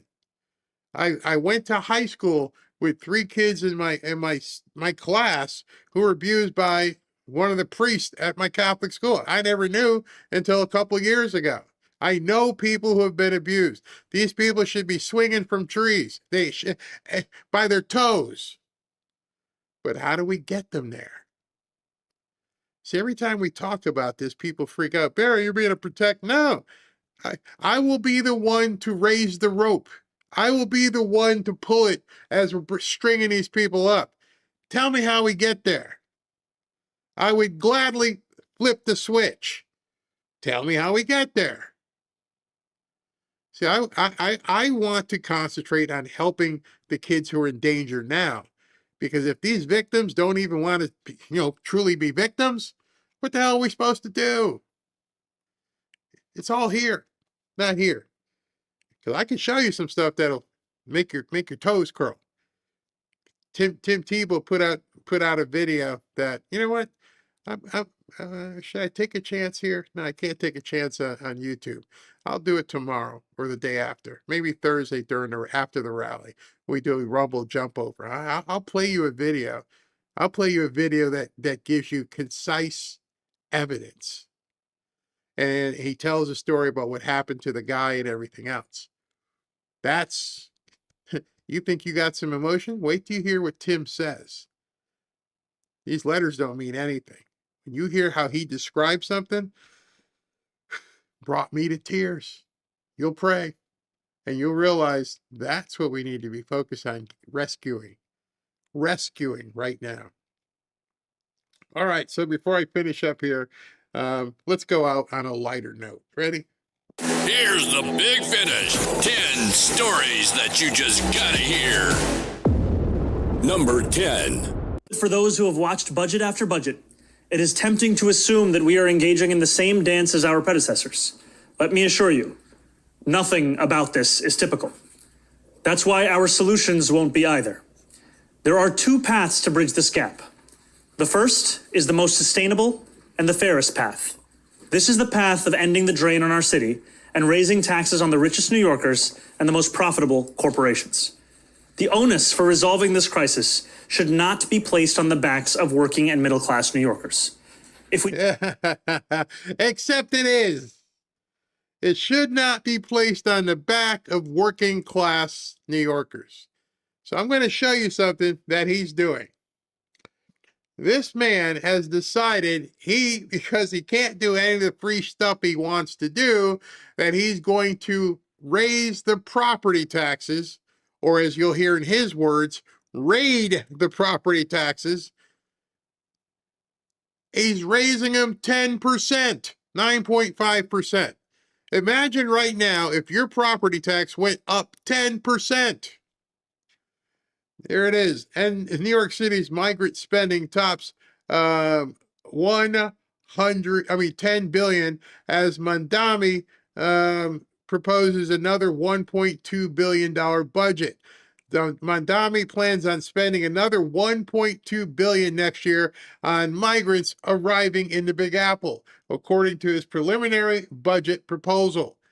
Mamdani's fiscal year 2027 budget, released today, notes that the number of asylum seekers under the city's care has nearly halved from 68,000 at its peak to 30,000 last month. But it's still not enough. The cost of emergency city-run shelters contributed to the bulk of the expense, and Mamdani's first financial plans is he wants to phase them out entirely. The guy's a complete idiot. Listen. Do not fix this structural imbalance, and do not heed the calls of New Yorkers to raise taxes on the wealthy. This crisis will not disappear. It will simply return, year after year, forcing harder and harsher choices each time. And if we do not go down the first path, the city will be forced down a second, more harmful path. Faced with no other choice, the city would have to exercise the only revenue lever fully within our own control. We would have to raise property taxes. No, you don't have to.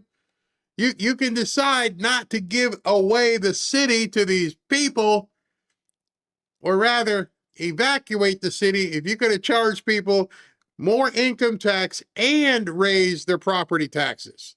Or as he's about to say, raid them. Go ahead. What we'd rather do is ensure that they remain as they are so that the city can be on firm financial footing. However, in order to get to this point, of closing the gap on both this fiscal year and the next fiscal year, we are forced to raid the rainy day fund, the retiree health benefits trust reserve, and to increase property taxes across these other years. The last word I want to hear from my mayor is that you're going to raid anything. We're going to raid all these different funds so I can give it away to these other people. New York, love you. You're totally booked. I mean, gone. Absolutely crazy. But you're going to make a lot of people down here in South Florida a whole lot of money. Number 9. To trans people everywhere, I also want you to know this. Those people are threatened by your strength. Oh, we're all freaking out by the strength of Transformers and how they're such great people. And meanwhile, the strength that they have is in pulling triggers. Are you serious? Are you serious now? By your joy in being fully who you are. Those who fight against trans people are just jealous of the freedom that they have taken to. There may be a lot of things I could be jealous of. If I coveted something, I probably would be jealous of somebody's boat. I could be jealous of somebody's Cybertruck. I could covet that. Things that, would matter to me. Being a Transformer is not something I would ever say, I'm jealous of you. You're so brave. Said nobody ever. How brave is it to go into a school and shoot them up? How brave is it to kill your own family? Jealous? That's not the adjective. Be fully who they are. And so those people just want to destroy that rather than imagine what it would be like to be fully who they are. Nope, can't imagine it, won't imagine it, never gonna happen, not even gonna try. Let's see. Snip, snip, snip. No, I'm not imagining that.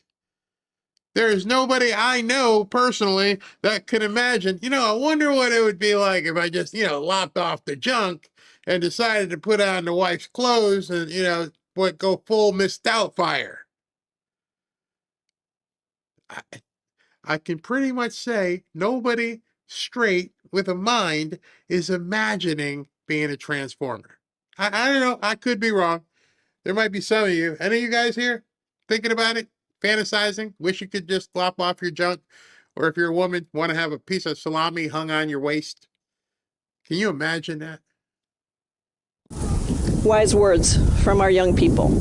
So today, the Trans Bill of Rights makes those freedoms we all deserve as clear as the paper they are written on. And we intend to continue this fight until we win this fight. How do you win? What is the determining factor that will say you win? How do you get to the winner's circle? How do you put the roses over you? What is winning? Because once you do these irreversible things and you chop off your junk or have something else hung on you and you go full Mrs. Doubtfire, were you hoping that there's other people who are jealous of you? What is winning? When you find out that they're not jealous and you get to go into a school or a hockey rink and take them out? How do you measure that win? How many people you deform? How many people get deformed and commit suicide? I'd love to know at what point the measuring stick says, yeah, we're winning. We're so winning. Number 8. Right-wing incitement of violence against trans Americans in this country because they cannot let go of this obsession with fixating violence and inciting violence against trans and LGBT people. This is from 2023. She might want to figure out how she can delete this before she runs for office. Before more people see this. And do you still think about this way when like, all these people are doing whatever they're doing? I'm just saying. In addition to immigrants, in addition to women of color, this is a party that cannot pick on anyone their own size. Well, well, since some of these guys are men, I could pick on them my own size pretty much. But then again, they're not men, as according to what you think, so then I would be picking on them. I can't. It's too confusing. Number 7. Like many of you, I've become increasingly concerned about the rising wave of authoritarianism sweeping. Like many of you. Many of who? Who's worried about the rising, sweeping change of authoritarianism now that you're out of office? Like many of you, you're speaking to the wrong audience. No, we're not worried about authoritarianism. We're not worried about Christian nationalism. I don't know who the many are that you're speaking to. The globe. We're seeing politicians target civil society, undermine freedom of the press, weaponize the justice system. Didn't you put James Rosen in jail? Pretty sure you did. You put James Rosen in jail. And no one is being spared. Even countries that thought they were immune from wholesale assaults on democracy now understand we're all part of this struggle. That's an enormous challenge. This big, the cojones this guy has must not fit under a table. But what you can see is now that they're having to activate him, and they're having to activate Hillary, and they're having to pull out all the stops, and Kamala has to put a new content strategy together. That's not winning. I keep saying it over and over. Just look at what's happening. That's not winning. That's panic. 6. Look, this Munich Security Conference put on full blast the fact that we've only got one adult political party in the United States right now, and it's the Republican Party. Marco Rubio gave the speech of a lifetime over there. He laid out a clear foreign policy vision that defends Western values and Western civilization. And the brightest Democrat over there, Alexandria Ocasio-Cortez, crapped the bed, okay? She wants to be president, she wants to run, and she's one of the most popular Democrats and gave one of the most embarrassing performances you could possibly do. Gretchen Whitmer, one of the governors that Bakari is touting, said she knows even less about foreign policy than AOC, and Gavin Newsom has repeatedly embarrassed himself every time he's gone to one of these international conferences, whether it was Davos a few weeks ago or Munich. He can't even rebuild a single house in the Palisades in Los Angeles. In California, people are running out of there like crazy right now. The bottom line is this: these international conferences have been a disaster for Dems, and they have showed Republicans, in the name of Marco Rubio this time around, to be adults who have a clear-eyed view of what the United States has to do in the future. He's right. He's absolutely right. I don't even know why they went over to Munich. They embarrassed themselves. They show they have nothing. Most of us already knew they had nothing. Nothing to offer Americans, nothing to offer Europeans, nothing to offer anybody. It's all complain. Complain, complain, Trump, Trump, Trump. Not one of them said anything that could help any of those countries that were at the tables. None of them. And when they come back here, now you're seeing people on CNN just because they know it's true.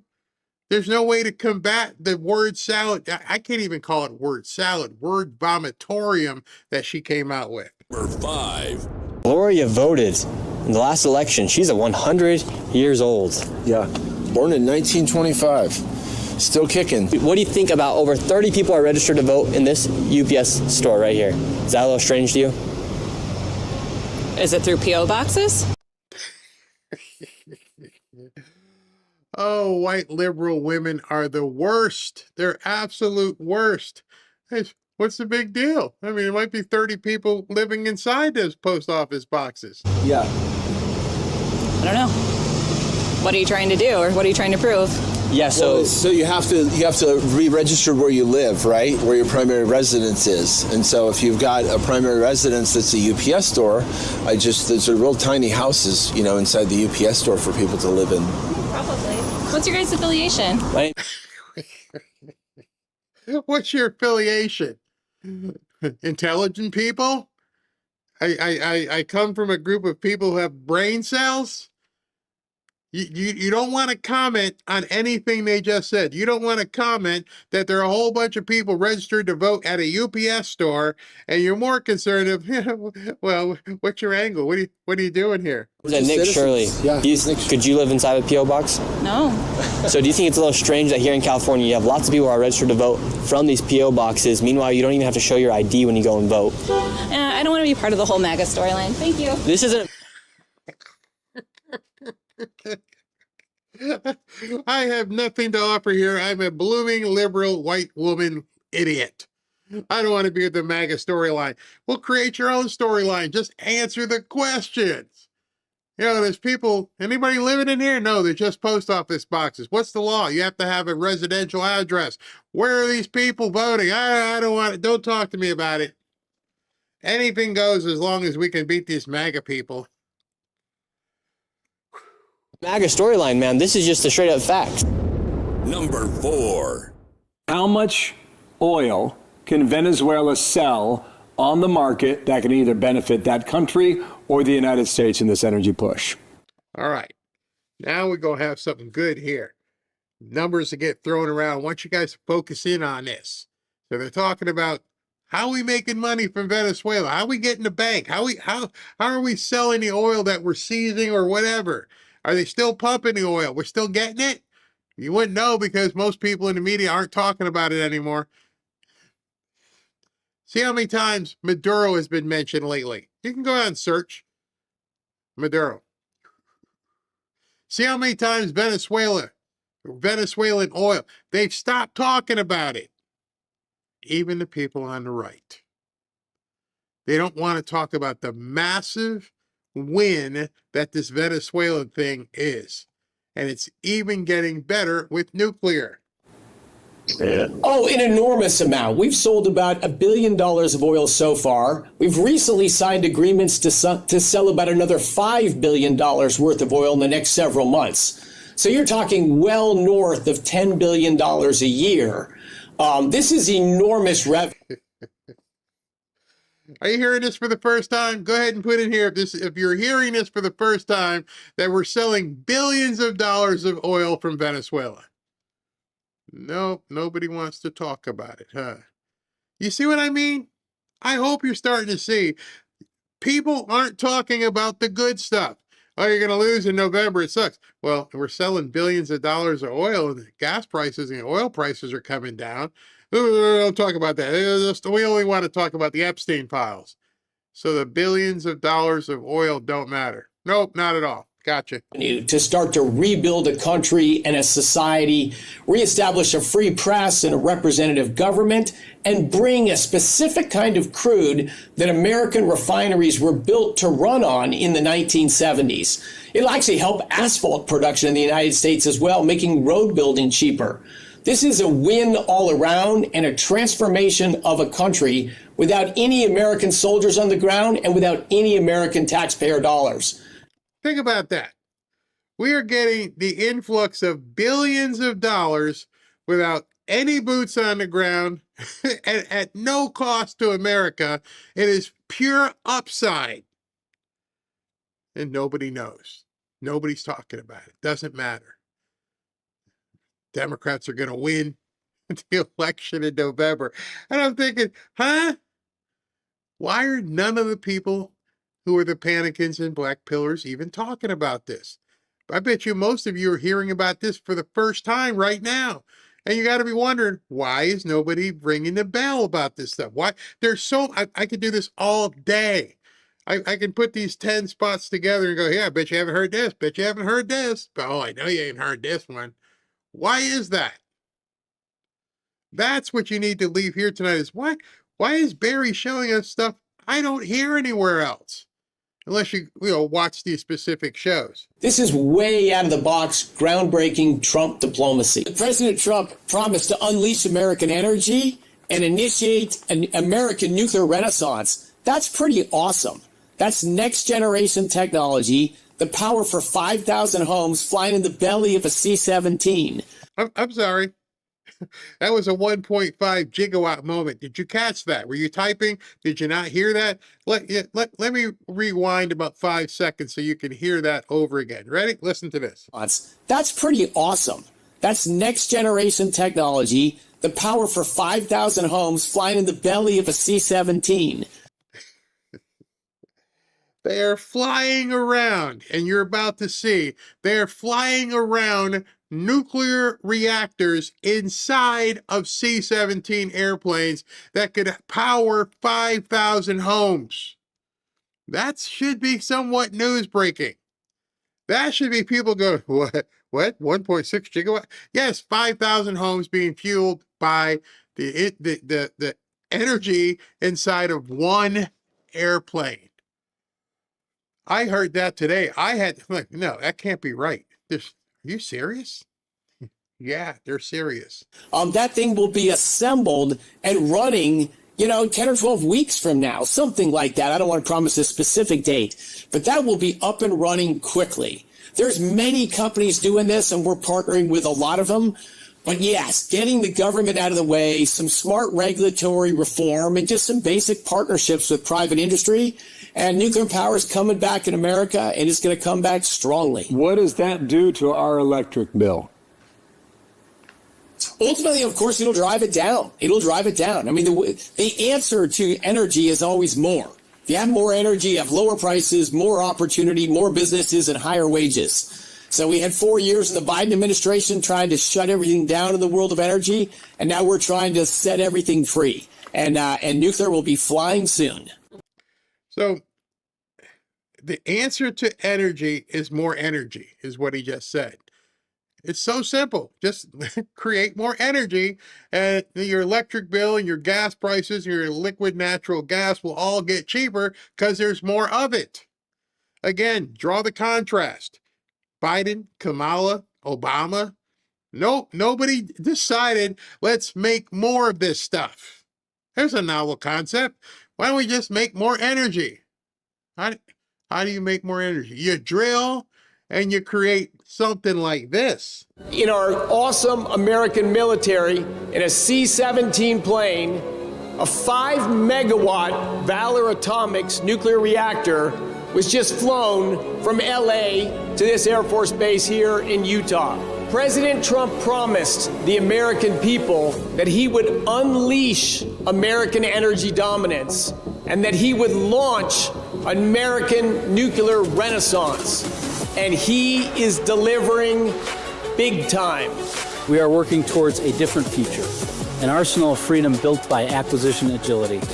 Today was a tremendous demonstration and another step forward on that mission to create a military so agile and advanced and a nation so industrially resilient that no adversary will dare test our resolve. No adversary will ever test our resolve. We're flying nukes, not a missile, an old power plant. We are flying around a power plant of nukes. What he didn't say is how many we're flying around. We don't know where these things are being deployed. We don't know where these things are being shipped to. We don't know. That's the kind of stuff that's secret. But we're flying around C-17s with enough power to power 5,000 houses, and nobody is talking about it. Number 3. We've started out with Medicare. We're using AI, and we're using AI which can detect the fraud. It can tell us whether this guy who we're paying has been convicted of fraud before, and we shouldn't be paying him again. And it will be telling us every aspect of his business that we need to know to understand whether it's fraudulent. So we're going to save just this year tens of billions of dollars and eliminate.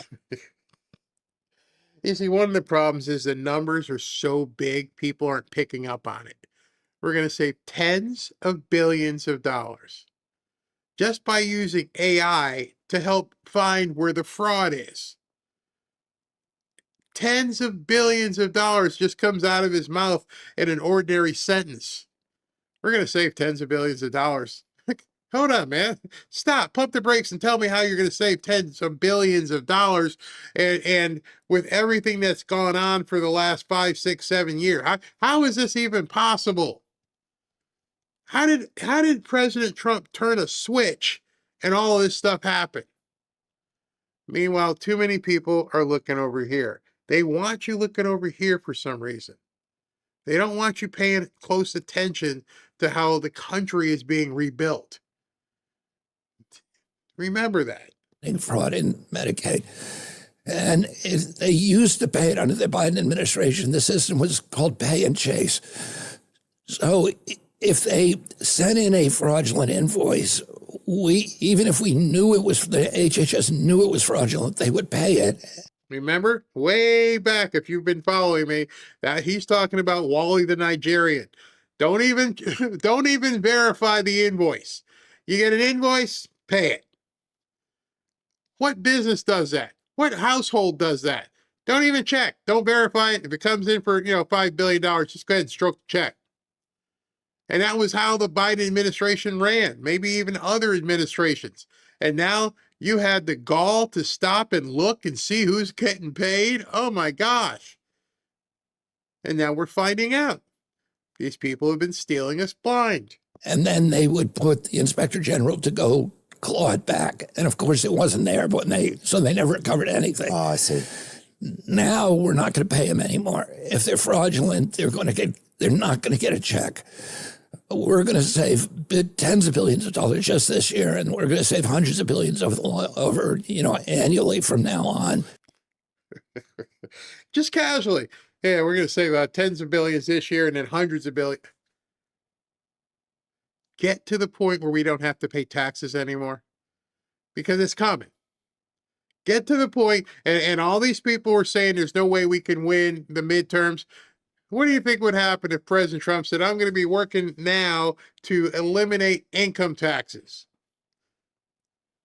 That's coming. It comes the day after the Supreme Court makes their ruling. Please, God, hold up the tariffs. Next day, we're going after income tax. And that's because the AI is keeping track of that? The AI can spot the fraud. Got it. And then with Medicare, with Medicaid, which is, a joint state-federal program, it's a little bit, we don't control the rails, and the states control them. And so we need state cooperation, and the red states are cooperating with us, but the blue states still won't cooperate. So that's going to take some time. And then there's categories that are much easier for us to control, like medical devices. We can do that quickly on our own, but there's other categories that are going to be much more difficult, but we will get it done within the next 3 years. Imagine that. Just imagine that we are going to find a way to save hundreds of billions of dollars on a regular basis and stop the fraud. Just want to let you know, SB just sent me some information on what exactly happened with YouTube. Very interesting. It seems as though YouTube completely pooped the bed because their algorithm kind of went nuts. And because the algorithm went nuts, nobody knew how to basically respond and give people the content that they wanted. And so the entire system just went kapooty. Let me see if I can show you that. SB just sent it to me. Oh no, that's not it. That's something else. Hold on. Let me grab this so you guys can see it, because that's pretty wild. Hold on 1 second. Oh, that's pretty interesting. I'll save that one for tomorrow. Wait a minute. Hold on. I'm gonna bring this up. He sent me who wrote it. And okay, I think I got it now. Where is it? 1 second. How long ago was it, SB? Okay, here we go. Just so you guys know, it says breaking: YouTube responds to the massive outage. YouTube's recommendation algorithm broke and the entire platform went down with it. The site literally doesn't know how to function without telling you what to watch next. It says, update, an issue with our recommendation system prevented videos from appearing across services on YouTube, including the homepage, the YouTube app, YouTube Music, and YouTube Kids. The homepage is back, but we're still working on a full fix, more coming soon. It says that YouTube went down for nearly 500,000 users, and some people genuinely didn't know what to do with themselves. All right, so then what I'll do is I'll end up posting some of this again tomorrow, and hopefully you guys, if you let everybody know. All right, let's finish up here. Number 2. House Judiciary Committee Chairman Jim Jordan. So you probably heard my last comment to him, and welcome to the program, Chairman. It's unbelievable. You have that much in fraud, but you want to put good money behind bad, basically. Yeah, keep sending more so we can steal more of it, for goodness sake. Yeah, there was fraud. They knew there was fraud because whistleblowers came forward and they just ignored it. And in fact, it looks like they retaliated against them.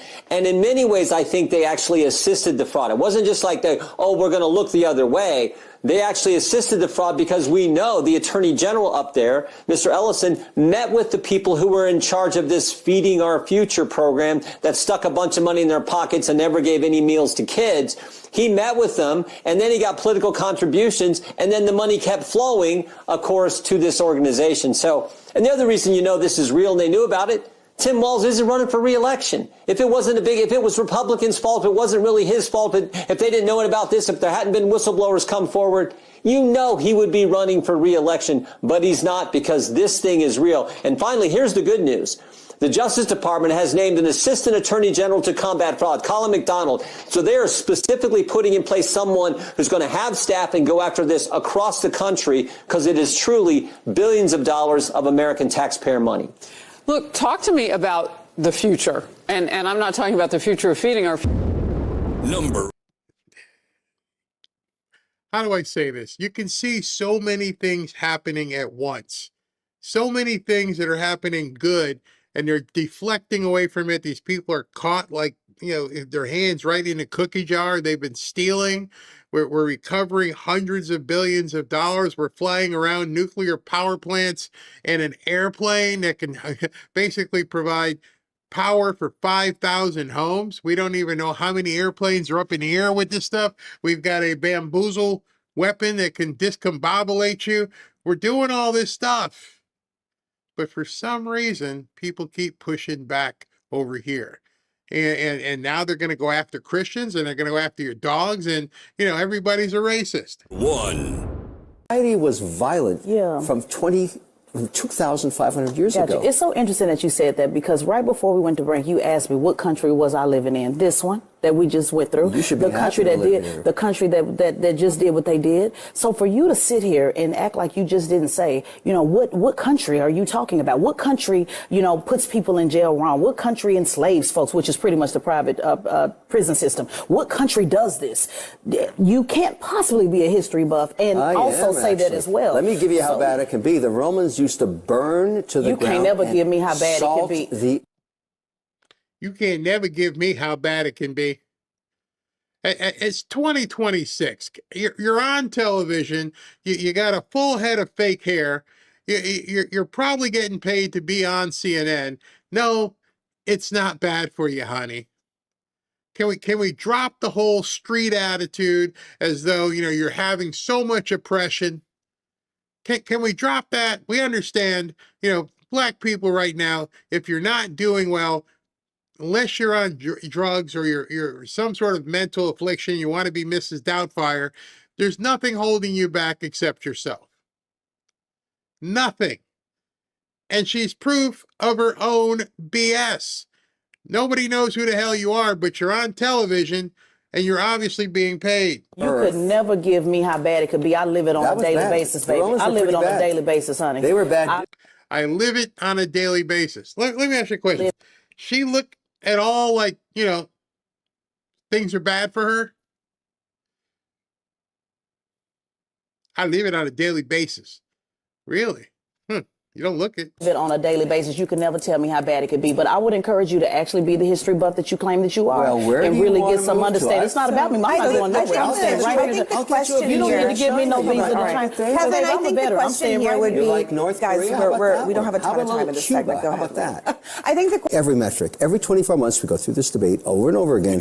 When every country in the Nordic countries in Europe, France, Switzerland, Canada, Australia, solved this problem decades ago. You got to be a citizen to vote. You got to prove it.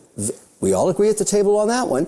Number two, there's such advancement in technology to make sure there's no cheating. We should implement it here and get all this crapola over with. It's getting almost boring every 24 months. Oh, the election's rigged. Oh, this guy's doing this guy's doing that.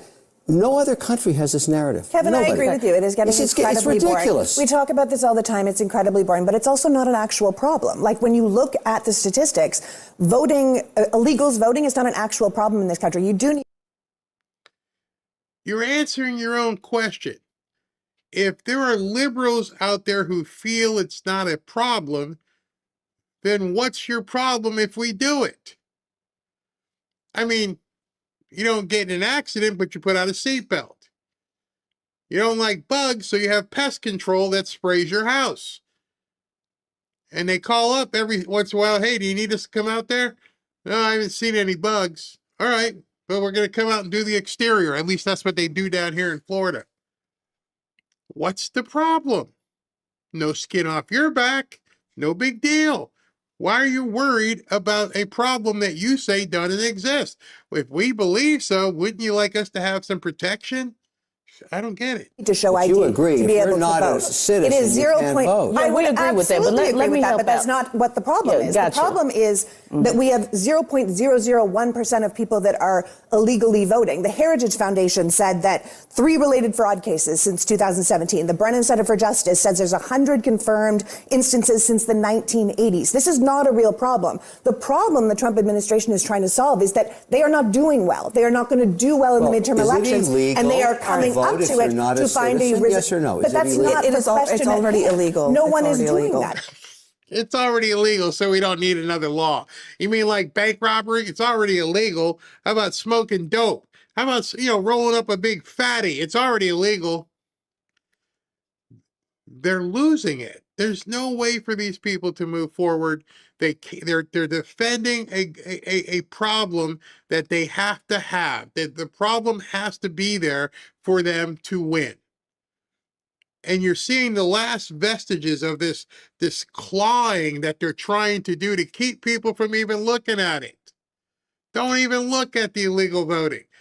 So what are they going to do? Because here's something else that's coming. I guarantee you. Within the next month or so, we are going to hear what happened in Fulton County. We're going to hear what happened in Arizona. We're going to hear that it may not be a whole lot of fraud because, Trump had 80 million votes and Biden had 80 million votes, 160 million. Don't look at that. The margin in Georgia was 11,000. 11,000 out of 100 million seems like a small number, but you're obfuscating. You're not talking the truth. 11,000 people skewed Georgia in the middle of the friggin' night. How many skewed Arizona? See, their tactic here is to tell you it's not a big deal. We don't have a whole bunch. Yeah, we only need that much. You guys figured it out. You figured out if we just steal 11,000 votes in the middle of the night out of 150 million, it's a small percentage, except that small percentage is enough to tip the election. Don't let them come up with that argument with you saying, oh, it's a small percentage of illegal voting across the country. Oh, we haven't even looked at California. Who's looking? Who's counting? Watch what happens in Fulton County. It's already under investigation. Watch what happens in Arizona and watch these people go bat poop crazy when they find out they cheated. It's coming. I'm telling you, it's coming. All right, let me go to Super Chats. Let me check something before we leave tonight. Let me see if they posted what's going on tomorrow. Tomorrow's Wednesday. That's usually not press conference day, but who knows what we got tomorrow. Let me check and see if the schedule has been posted as of yet. Hold on. Tomorrow's Wednesday. Wednesday. Yep, she moved it up. She surprised us because Thursday, that's right, they're going to the rally. So Wednesday, tomorrow, Caroline Levitt is having a press conference. So that means I will be going live at 12:30. And then at 3 o'clock, President Trump participates in a Black History Month reception. That's interesting. And then 4 o'clock he has a signing, but it's going to be closed press. So we got a press conference tomorrow at 1 o'clock, 12:30. I will go live. I will see you at 12:30. And let's do some super chats so we can all get out of here and take a little night. All right. Wondering about the color of the hat, Pekoski? It's black. If you're talking about this one. Chiosop, Dems try to make chicken salad out of chicken poop. Jeremiah, do not sit on your couch in November. Trump won't be on the ticket. Our freedom will be. Very well said. Cutting edge. Now the words of Trump in the campaign of 2024 about the dogs and cats are getting clear with all of this. Perfect for the rallies of 2026. Exactly. Big time. Raven Kirkendall. Hey, I haven't seen you in a while. Take your dogs and eat the bugs and owe nothing. I'm telling you, it's going to be a big one. The real KRO, that poop all over New York City streets was not dog poop. So who is the filth? Exactly. I couldn't show it to you guys because it was too dang nasty, and it was people taking poops. Oh, Al, thank you. Buddy Sanders just unsubscribed from Megyn Kelly. Totally lost faith in her opinions. MTG effect. You know,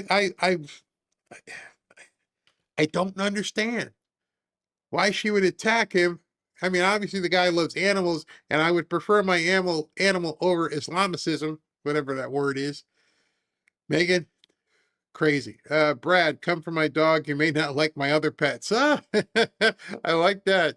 Cutting edge. JD Vance has to be like Rupert Lowe from UK. That launch of Restored Britain Party was hard but necessary. We need that type of message. Jeremiah, do some research on what happened with the Ayatollah regime's loyalists in Iran during the takeover from 79 to 83. Scary stuff there. Brad Crane, make dogs great again. More winning. Make dog MDGA. Yeah, great one. Thomas Stanton, give your puppy a treat, Barry. Oh, he's not in here. Robin's got them. Captain Danny, a global Islamic caliphate has been taking place for years. Try to stop them, and the federal government will lock you up. We're being played. I understand that. Born on the 4th. Thank you, Barry and team, for awesome work. Love you. This is for Bibles. By the way, if you're watching earlier today and the doorbell rang, that was a guy from the Postal Service coming to get some Bibles to be shipped out. Thank you, Miko. Personally, I am very un-Islam, un-Muslim. In my opinion, Islam should be outlawed. At least here. Yeah, go do that stuff over there. Raven Crookendall. Sounds like CNN is encouraging anti-Christian agenda. That doesn't sound like they're actually doing it. Haley Orozco. Barry, YouTube is down. Yes, I did hear. Wasn't me. I've got a strong signal, but YouTube, as we spoke earlier, went down. So some of this stuff, maybe I take the 10 and play it tomorrow before the press conference. Tinley, Sean, don't you understand? If Trump acts like a dictator, arrests people without concrete proof, center and right normies will turn on him before the midterm. Absolutely. Absolutely. Well said. Cheryl, Courtright, I wish people would understand there are things going on behind the scenes in a conspiracy case. They will not release evidence, period. They know that. They count on people not knowing that. Jeremiah, raise the taxes on Congress, problem solved. Bingo, that would work. Go live, Michigan, YouTube down. Now in Chicago, working fine. Donald Duck, need to play Good versus Evil by Forgiato Blow on your next jump over. Okay, I will look that up. Cutting edge. The thing is the investors will want a part of this oil money. 100%. Everyone, even Democrats with money, will take it with Trump before the midterms. Oh, where'd I go? That went a little bit. Okay. Jeremiah, we need American taxpayer payday. I think it's coming. Forbidden Geklove. I want that t-shirt that Barry is wearing. Oh, this t-shirt here is a bearskin t-shirt. That's why we're talking to him. Ashley's talking to him saying, can we do something about these shirts? Because, yeah, I love it. I got like 6 of them in the box here. Mr. Mike, I'd love to see them come and try to take my dogs. They would be taking a lot more than that. That's a big red line with no dots. Yeah, a lot of people feel that way. You can't take my dogs. Neo. Hey, Neo. How you doing, brother? This is more for Bibles. We need more faith to fight this battle. Thank you, and God bless everyone. Much prayer needed, everyone. Thank you. And Matt and Barry, where can I send you my info about taking you around DC? Any of the mods can show you, but go to showmail at fanfareshop.org. Showmail at fanfareshop.org. All right, so I will see you guys tomorrow afternoon for the press conference. It should be pretty good. I hope she announces what they're doing about the rally on Thursday. All right, talk to you guys soon.